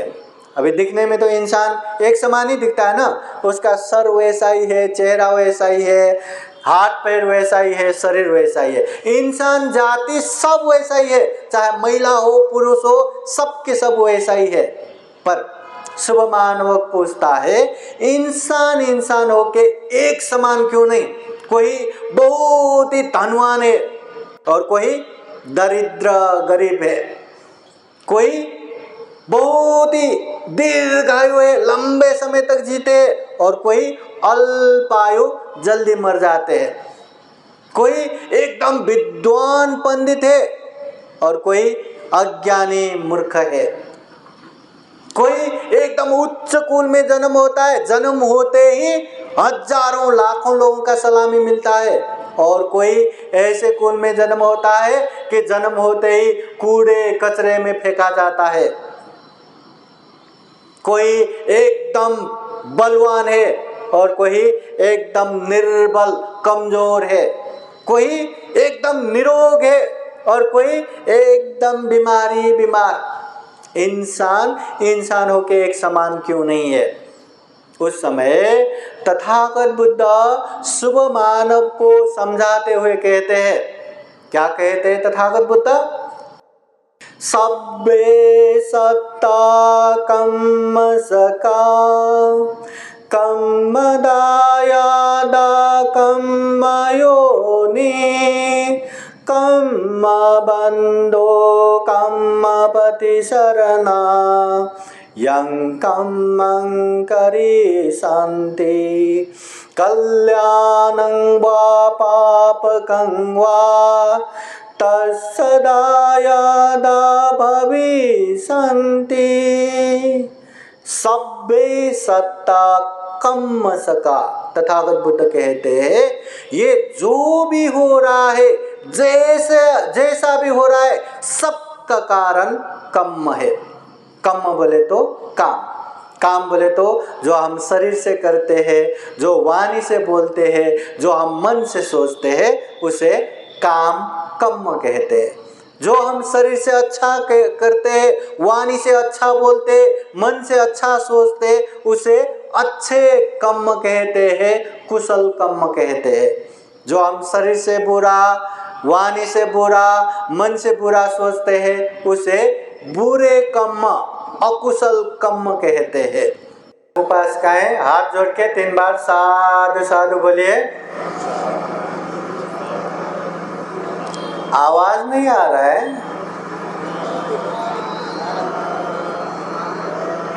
3 बार बोलिए, साधु साधु साधु। जब कभी भी हम धम्म का काम कर रहे हो और वहाँ इसी तरह का कोई भी बाधा आए, कोई भी अड़चन आए, तो समझ लेना हम राइट ट्रैक पे है। बुद्ध के धम्म में बहुत मार आता है। अगर मार ना आता ना, ऐसे बाधा नहीं आता ना, बुद्ध ही नहीं बनते। इसलिए जब भी ऐसे बाधा आए ना, मुस्कुराते हुए अच्छा हम तो सही मार्ग पे है, ये समझ लेने का। ठीक है ना। चलो फिर से ध्यान को एकाग्र करने के लिए 3 बार मोटा आवाज में साधु साधु मना।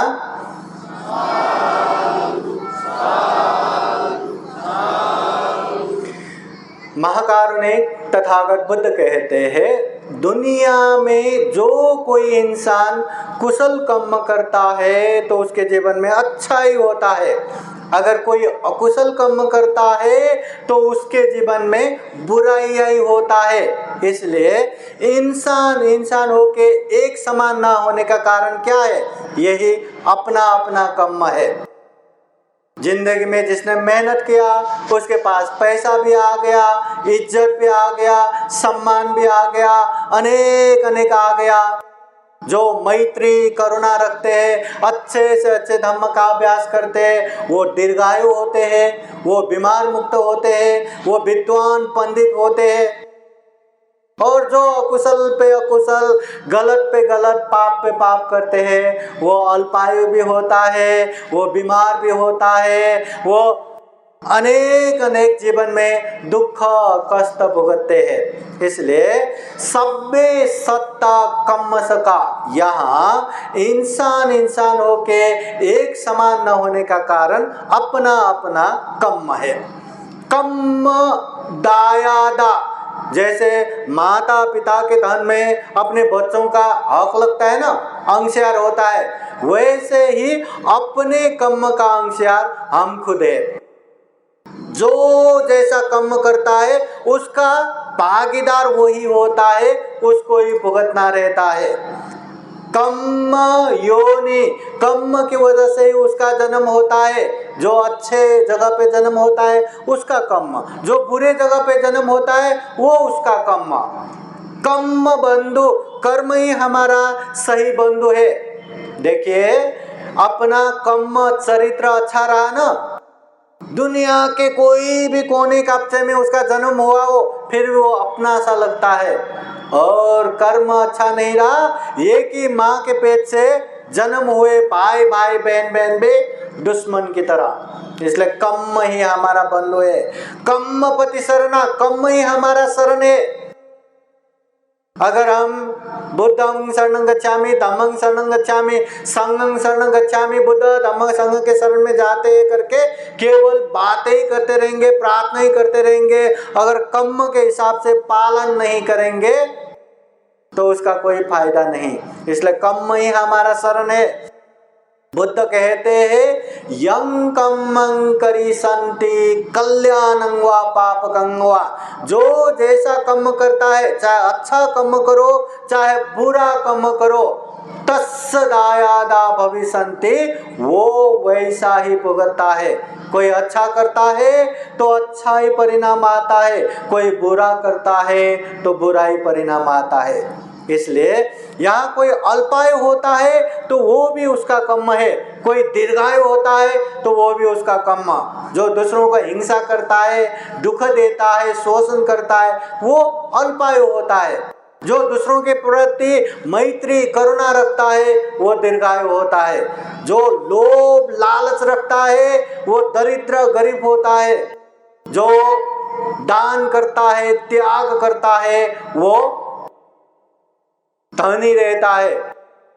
जो सीखने का अभ्यास करता है वो पंडित विद्वान रहेगा, जो आलस करता है वो मूर्ख अज्ञानी रहेगा। इस तरह महाकारुणिक तथागत बुद्ध ये जो भी हो रहा है, जैसा भी हो रहा है, इसका प्रमुख कारण ये कर्म ही है, ऐसा कहते हैं। अत्ता ही अत्तनो नाथो कोई नाथो परोसिया, हम खुद के मालक खुद ही है, कोई हमारा मालक नहीं है। अभी यहाँ धम्म देशना हो रहा है, आता मला सांगा, ये धम्म देशना जो हो रहा है ये पुण्य हो रहा है कि पाप हो रहा है? पुण्य हो रहा है। पुण्य किस माने में? अगर हम ध्यान से श्रद्धा चित्त से अच्छे से धम्म देशना सुनेंगे, सही मायने में ये पुण्य है। नहीं, मन बेचैनी करके बैठेंगे, मन में राग उत्पन्न हो रहा है, मन में द्वेष उत्पन्न हो रहा है, मन में मोह उत्पन्न हो रहा है, हाँ, एकदम खुद भी एकदम बेचैनी होके खुद भी टन हो रहा है और दूसरों को भी डिस्टर्ब कर रहा है, तो क्या पुण्य हो गया क्या? तो क्या कुशल कर्म हो गया क्या? सांगन हो गया क्या? नहीं ना। इसलिए ये फिल्म फेस्टिवल के आयोजकों ने कि धम्म देशना सुनना पुण्य है, धम्म है तथागत बुद्ध के वाणी सुनना बहुत बड़ा पवित्र पुण्य है करके ये आयोजन किया, आप लोगों को धम्म का माहौल बना के दिया। मगर अत्ता ही अतनो नाथो कोई नाथो परोसिया, हम खुद का मालक तो खुद ही है ना, कोई हमारा मालक कहाँ है? पुण्य करना है आप लोगों के हाथ में है, पाप करना है आप लोगों के हाथ में है। यहाँ बैठे बैठे बोर हो गया, अब दूसरों के निंदा चर्चा आप सोचने लगा, या दूसरे ने मुझे ऐसा किया वैसा किया, मैं भी उसको ऐसा करता हूँ वैसा करता हूँ, बदला लेने का प्लान बनाता रहा। दिखने में तो धम्म देशना सुन रहे सामने बैठे, मगर आपके मन में दूसरा ही खेल चल रहा है, दूसरा ही प्लान चल रहा है, तो ये पुण्य हो गया क्या?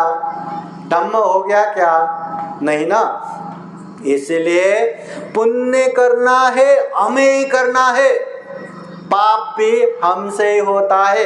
अगर हम धन संपत्ति कमा के रखेंगे तो कोई भी लूट के ले सकता है, कोई भी छीन के ले सकता है, या अपने बच्चे लोग भी उसको छीन के ले सकता है। मगर पुण्य करेंगे, धम्म करेंगे तो कोई भी छीन के नहीं ले सकता, चाह के भी नहीं ले सकता।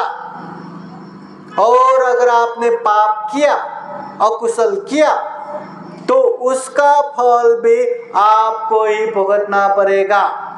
नहीं मैं तो बनते हूँ, या मैं तो अमुक अमुक का अध्यक्ष हूँ, मेरे इतने सारे सदस्य हैं, इतने सारे उपासक उपासिकाएं हैं, मैंने इतना पाप किया तो क्या हुआ, मैं सबको थोड़ा थोड़ा बांट के दूंगा करके ऐसे बांट के दे सकते हैं क्या? अगर ऐसा दे सकते हैं तो जस्ट इमेजिन, कोई पैसे वाला कभी दुर्गति जाता क्या? कितना भी पाप करो, सबको थोड़ा थोड़ा पैसा देके तुम थोड़ा पाप रखो, तुम थोड़ा पाप रखो, पैसा दे दे के पाप बांट देता।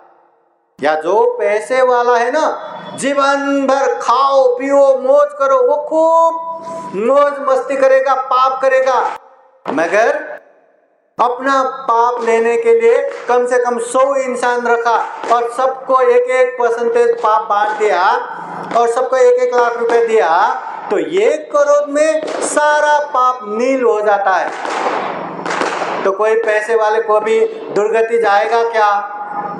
नहीं। तो ऐसे पाप बांट सकता है क्या? बांट सकता है? नहीं। कोई पाप करता है तो उसका फल भुगतना ही पड़ता है। और तथागत बुद्ध कहते हैं, कोई व्यक्ति पाप करे और वो पाप से भयभीत होके अब मैं क्या करूं करके, वो चाहे आकाश में छुपो पाप से नहीं बच सकता, वो चाहे जमीन में, कंदराओं में, गुफाओं में, जंगलों में छुप के बैठो पाप से नहीं बच सकता, चाहे वो पानी के नीचे छुप के बैठो पाप से नहीं बच सकता। कोई पाप करता है तो पाप से बचने की जगह इस दुनिया में कहीं कहीं भी नहीं। इसलिए महाकारुणिक तथागत बुद्ध धम्म पद में पाली गाथा द्वारा इस तरह कहते हैं, न अंत लिखे न समुद्र मध्य न पब्बतानं विवरं पविसा न विज्जति सो जगति पदेशो यथाथियो मुञ्चेय पापकम्मा। न अंत लिखे न समुद्र मध्य न पब्बतानं विवरं पविसा।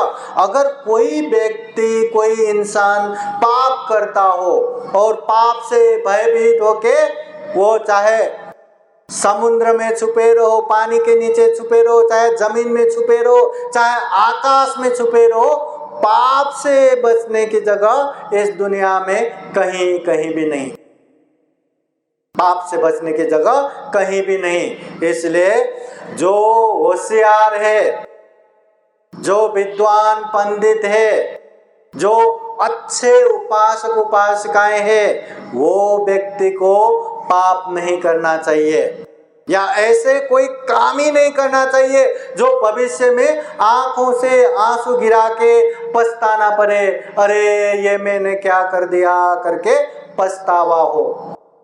ऐसे काम करना चाहिए जो काम कभी भी याद आए, अरे उस समय हमने ऐसे धम्म देशना का आयोजन किया था, ऐसे दान पुण्य किया था, ऐसे शील पालन किया था, ऐसे ध्यान भावना किया था, अरे वाह करके जब भी याद आए तो मन में प्रसन्नता हो। ऐसे काम करना चाहिए।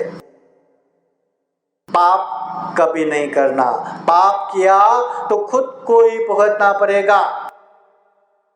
छोटे से छोटे पाप भी क्यों ना हो, उसका भी गलत परिणाम भुगतना ही पड़ेगा। बहुत सारे लोगों को लगता है ये तो छोटा सा पाप है, ये पाप करने से हमारा क्या जाएगा, चलो करते हैं। बूंद बूंद मिलके घड़ा भर जाता है। छोटे छोटे पाप भी बहुत बड़े दुख का कारण बनता है। उसी तरह पुण्य भी, ये छोटे से पुण्य करके मैं क्या करूंगा, आने दो समय, मैं भी जिंदगी में बहुत बड़ा पुण्य करूंगा, पर अभी नहीं, अभी छोटे छोटे पुण्य नहीं करना, ऐसा भी नहीं बोलना। जब भी मौका मिले, जब भी माहौल बने, चाहे दान दे के हो, शील पालन करके हो, ध्यान भावना करके हो, सम्मान सत्कार करके हो, धम्म देशना सुन के हो, धम्म चर्चा करके हो, कैसे भी हो, पुण्य करते जाना है, करते जाना है। क्यों? थोड़े थोड़े पुण्य मिलके भी बहुत बड़ा धम्म सुख का कारण बन सकता है, दुख मुक्ति का कारण बन सकता है। इसलिए जीवन में हमेशा पुण्य करना, पाप नहीं करना। सब पाप सकरणं, जितने भी गलत अकुशल पाप है वो मत करो। कुशल उपसंपदा, अच्छे कुशल कर्म करो। सचित्त परियोदपनं, अपने चित्त को परिशुद्ध रखो। ये तंग बुद्धान शासनं, ये बुद्धों का शिक्षा है, बुद्धों का शासन है, बुद्धों का उपदेश है। एक बुद्ध का नहीं, बुद्धों का। जितने भी पहले बुद्ध बन के गया है, जो भी अभी बुद्ध है, जो भी भविष्य में बुद्ध होने वाले, सारे बुद्धों का उपदेश यही है, पाप न करो, पुण्य करो, चित्त परिशुद्ध करो। इसलिए ये हमेशा याद रखना, उपासक उपासिकाएं, जीवन में जो भी गलत करता है ना, अकुशल करता है ना, दिखने में लगता है अरे वो पाप करता है तो क्या हुआ, उसके पास खूब पैसा आ गया, खूब धन आ गया, गाड़ी बंगला आ गया, बैंक बैलेंस आ गया, पर यकीन मानिए जो गलत काम करके ऐसे पैसा कमाता है ना, वो बाह्य रूप से दिखावे में ही वो सुखी है, बाकी अंदर ही अंदर वो कितना जल रहा होगा, कितना पछतावा कर रहा होगा, कितना बेचैनी कर रहा होगा, और सोने के लिए न जाने कितने कितने नींद की गोली ले रहा होगा, ये उसको ही पता है। गलत काम करके कोई सुखी हो ऐसा हो ही नहीं सकता, ये प्रकृति के खिलाफ है। आग को छुएंगे जलना ही है, क्योंकि आग का स्वभाव जलाना है। पानी को स्पर्श करेंगे तो शीतल होगा, ये पानी का स्वभाव है। पानी को छूते हैं तो जलता है, या आग को छूते हैं तो शीतलता महसूस होता है, ये प्रकृति के खिलाफ है। इसलिए कोई गलत करता है तो उसका पाप का परिणाम आता ही है, कोई अच्छा करता है तो उसको सुख शांति आनंद मिलता ही है, शारीरिक मानसिक प्रीति अनुभव होता है। इसलिए हमेशा पुण्य करो, पाप न करो। हम आजू बाजू के लोगों को देखो, हाँ, चाहे जो भी माहौल में हम रहते लोगों को देखो, जिसने भी अच्छा किया, चाहे धीरे ही क्यों ना हो, उसका मान सम्मान सत्कार बढ़ने लगा, उसका प्रशस्ति बढ़ने लगा, प्रशंसा बढ़ने लगा। और जो भी गलत करते हैं, भले ही थोड़ी समय के लिए उसके पीछे पीछे बहुत सारे लोग होंगे, मगर जैसे जैसे पता चला कि ये इंसान गलत करता है, लोगों को भ्रम में रखता है, धीरे धीरे वो अकेला पड़ जाएगा और इतना दुखी बेचैनी होगा। इसलिए अच्छा करना चाहिए। और एक बात अपने दिलो दिमाग में बिठा के रखो, हमेशा बिठा के रखो। छोटे से छोटे पाप ही क्यों ना हो, अगर पाप करता है तो उसका अकुशल बनता ही है। अगर अकुशल बनता है तो उसका गलत परिणाम या उसका दुष्परिणाम आता ही है। जीवन में दुख, अशांति, पीड़ा आता ही है। इसलिए पाप करना नहीं। वैसे सबको पता रहता है पाप करायचे नहीं हो, सर्वांना माहिती है बरं का, है कि नहीं? सबको पता है, पर करके दिखाना है, करना जरूरी है, पाप से दूर होना जरूरी है। अभी धम्म देशना के अंत में एक छोटा सा कहानी, तो बड़ा लंबा है, पर सारांश में एक पाप करेंगे तो कैसे भी नहीं बच सकता, उसके विषय में बुद्धकालीन एक उदाहरण देते हैं। एक समय एक भिक्षु समूह वर्षावास रहने के लिए 500 भिक्षु लोग गांव में जाता है, और गांव के लोग भोजन तैयार करने के लिए वो आग जलाते हैं। तो वो आग ऊपर उठ के जो आकाश में उड़ रहे कौवे को लगता है, वहीं गिरता है, तरफ तरफ के मरता है। अरे आकाश में उड़ने वाला पंछी और वो जमीन के आग ऊपर जाके मर रहा है, इसका क्या कारण है? चलो बुद्ध से पूछते हैं। एक समूह भिक्षु लोग वहां वर्षावास समापन करके बुद्ध को मिलने के लिए आ रहे थे। बहुत बड़ा नदी समुद्र पार करने के लिए पानी जहाज से आ रहा था। बीच में पहुंचते पहुंचते वो रुक गया। कुछ भी वहां प्रॉब्लम नहीं है, फिर भी रुक गया। तो लगा यहाँ कोई पापी होगा। तो ऐसे पापी कौन है वो देखते देखते वो चिन्ह लगा के देखा, तो कैप्टन के बीवी। तो इसलिए एक बार नहीं, दो बार नहीं, तीन बार वो गोला लगाया, तो उसी को पापी करके आ गया। तो फिर उसको पानी से फेंक दिया, वो डूब के मर गया। और उसको फेंकते ही पानी जहाज ऑटोमेटिक चलने लगा। तो भिक्षु लोग इसका क्या कारण होगा, बुद्ध से पूछते हैं। फिर तीसरा, एक समूह भिक्षु लोग बुद्ध को मिलने के लिए गांव से आ रहे थे। एक गांव में पहुंचते पहुंचते अंधेरा हो गया। तो वो लोग गांव में रुकने के लिए एक गुफा था जहां रहने की व्यवस्था था, तो वहां गए। तो वहां जैसे गुफा में गया, कहां से एक पत्थर आया, गुफा का द्वार ही बंद हो गया। और द्वार इस तरह बंद हो गया, न अंदर से खोल पा रहे न बाहर से। 7 दिन 7 रात तक वहीं बंद रहा, और 8वें दिन में अपने आप वो हट गया। तो वो लोग मरने जैसे हालत में बाहर आ गया। ठीक होने के बाद इसका क्या कारण है होगा, बुद्ध से पूछने के लिए गए। तो ये तीनों समूह, जो आकाश में हुआ घटना, जमीन में हुआ घटना, समुद्र में हुआ घटना, तो वो लोग बुद्ध से आके पूछते हैं। तब तथागत बुद्ध कहते हैं, ये जो भी हो रहा है, जैसा भी हो रहा है, अपना अपना कर्म है। तो आकाश में उड़े पंछी क्यों मरा, कि एक समय जब वो इंसान था, किसान था, उसके पास बैल था, वो बैल को जोतते थे, मगर वो बैल हमेशा आलस करता था। एक बार बैठ गया तो उठता ही नहीं। तो एक बार नहीं, दो बार नहीं, बार बार हुआ। तो उसको इतना गुस्सा आया कि नज़दीक के वो जो गेहूं का ऐसा वो जो रहता है ना, वो आग जलाने के लिए, वो सब उसके ऊपर डाल के उसको जला दिया, जिंदा जला के मार दिया। तो इसी पाप की वजह से वो आकाश में उड़ रहे थे, फिर भी जमीन का आग आके जल के मरना पड़ा। तो फिर वो समुद्र में इतने लोगों के बीच वो जवान महिला पापी होके क्यों गिर के मरना पड़ा।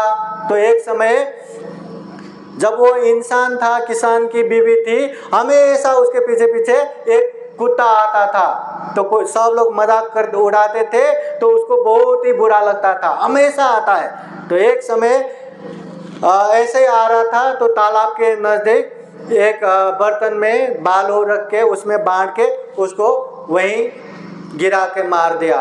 तो ऐसे चेतना से उसको मारेंगे करके मारा, तो उसका पाप इतना हुआ। बहुत पाप भुगतने के बाद अब भी इंसान होके जन्म हुआ, तब भी इतने सारे लोगों के बीच पापी होके मरना पड़ा। और गुफाओं में क्यों ऐसे भिक्षु लोग 7 दिन 7 रात तक ऐसे बंद रहना पड़ा? तो जब एक समय वो लोग गाय भैंस चराने वाले ग्वाले थे, तो ऐसे एक प्राणी उसके पीछे पीछे पकड़ने के लिए जाते हैं, एक गुफा जैसे जगह पे जाते हैं। अब अंधेरा हो रहा है, गाय भैंस लेके जाना है, चलो अगले दिन पकड़ेंगे करके जितने भी उसका वो निकलने का रास्ता था सब में पत्थर रख के बंद करते हैं। वो लोग जाते हैं। अबे हमेशा एक ही जगह तो गाय भैंस नहीं चराते। 7वें दिन में वही रास्ते से जा रहा था तो याद आया हमने एक प्राणी को यहाँ बंद किया था, निकाला तो वो तो मरने जैसा बाहर आया। मारा नहीं, मारते तो कितना पाप होता, मारा नहीं। तो इस पाप की वजह से भिक्षु होने के बाद भी 7 दिन 7 रात तक ऐसे बंद रहना पड़ा। इसलिए तथागत बुद्ध कहते हैं, न अंत लिखे न समुद्र मज्जे न पपतानंग विवरंग पविष्य। अगर कोई पाप करता है और उस पाप से भयभीत होके बचने के लिए, वो चाहे आकाश में छुपे रहो, जमीन में छुपे रहो या पानी में छुपे रहो, पाप से बचने की जगह कहीं भी नहीं। याद रखना, हम भी पाप करेंगे तो हमें भी इसी तरह का परिणाम आएगा, हमें भी निश्चित रूप से भुगतना पड़ेगा। अगर हम ऐसा पाप भुगतना नहीं चाहते तो अभी से पाप से दूर रहना है, कुशल पुण्य करते रहना है। तो उसी के लिए हमें बार बार धम्म देशना सुनते रहना है।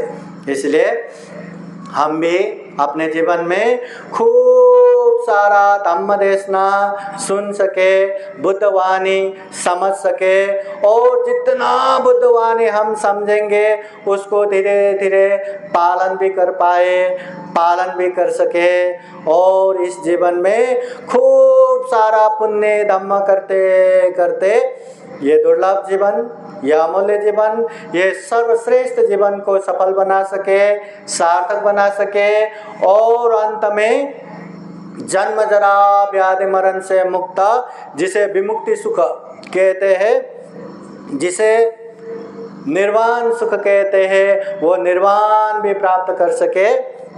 फिर एक बार ये भीम फेस्टिवल के आयोजक संपूर्ण उपासक उपासिकाएं और इसमें साथ देने वाले संपूर्ण उपासक उपासिकाएं, इस कार्यक्रम में सहभागी होने वाले संपूर्ण उपासक उपासिकाएं अपने बंधु बांधव परिवार और सभी के जीवन में बुद्ध का आशीर्वाद, धम्म का आशीर्वाद, संघ का आशीर्वाद हमेशा हमेशा रहे। जीवन में खूब सारा पुण्य धम्म कर सके, ऐसी कामना करते हुए ये धम्म देशना यही संपन्न करता हूँ। सबका मंगल हो, सबका कल्याण हो। भवतु सप्प मंगलं। साधु साधु साधु। बुद्धं नमामि, धम्मं नमामि, संघं नमामि। धन्यवाद। जय भीम महोत्सव 2022 उद्घाटन खऱ्या अर्थाने भव्य क्रिकेट स्पर्धेने 1 तारखेला झाली होती, परंतु वैचारिक जागृतीच्या कार्यक्रमाची सुरुवात आज पूज्य भंते डॉक्टर हिंदवंश महाथेरो यांच्या धर्मदेशनेने झालेली आहे। सर्वांनी फक्त 2 मिनिटं थांबायचे आहे।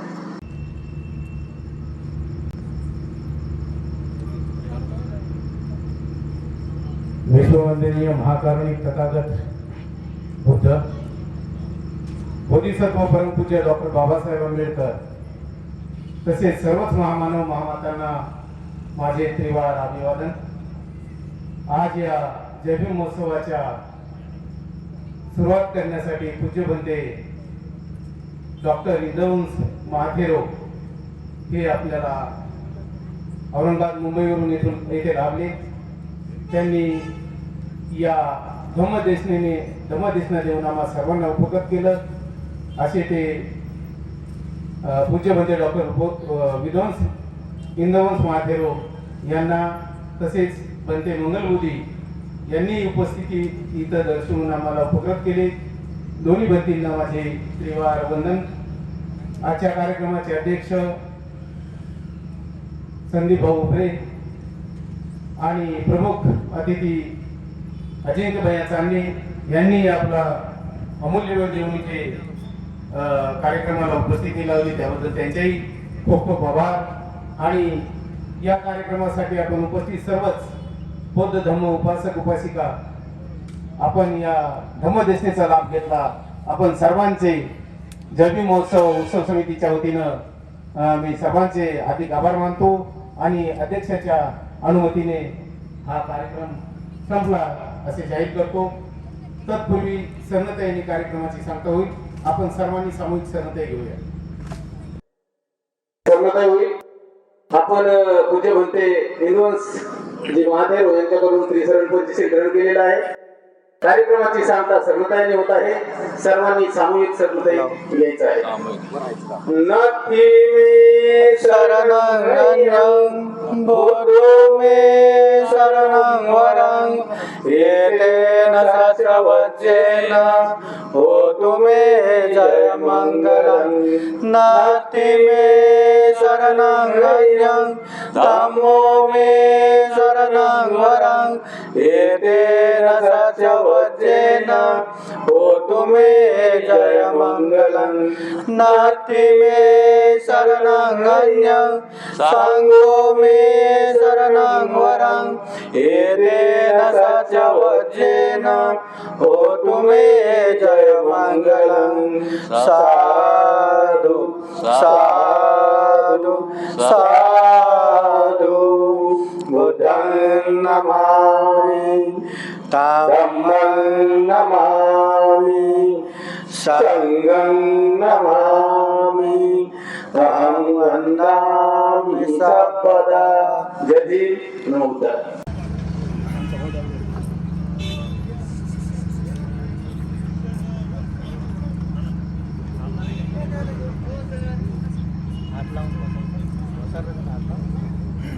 दानं ददन्तु शब्दाय शीलं रक्षन्तु सर्वदा भावनाविरतावन्तु गच्छन्तु देवतागत आयो आरोग्य संपत्ति सर्वसम्पत्तिमेव च अतो निपान सम्पत्ति विनाते समेजतु.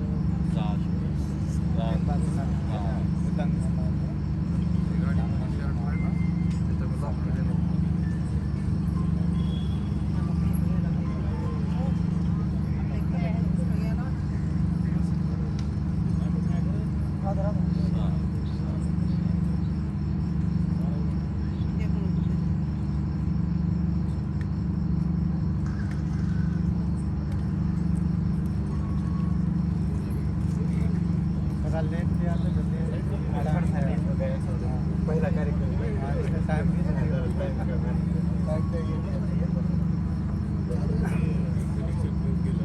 साधु साधु साधु. बुद्धं नमामि, बुद्ध को नमन करता हूँ. धम्मं नमामि, धम्म को नमन करता हूँ. संघं नमामि, संघ को नमन करता हूँ.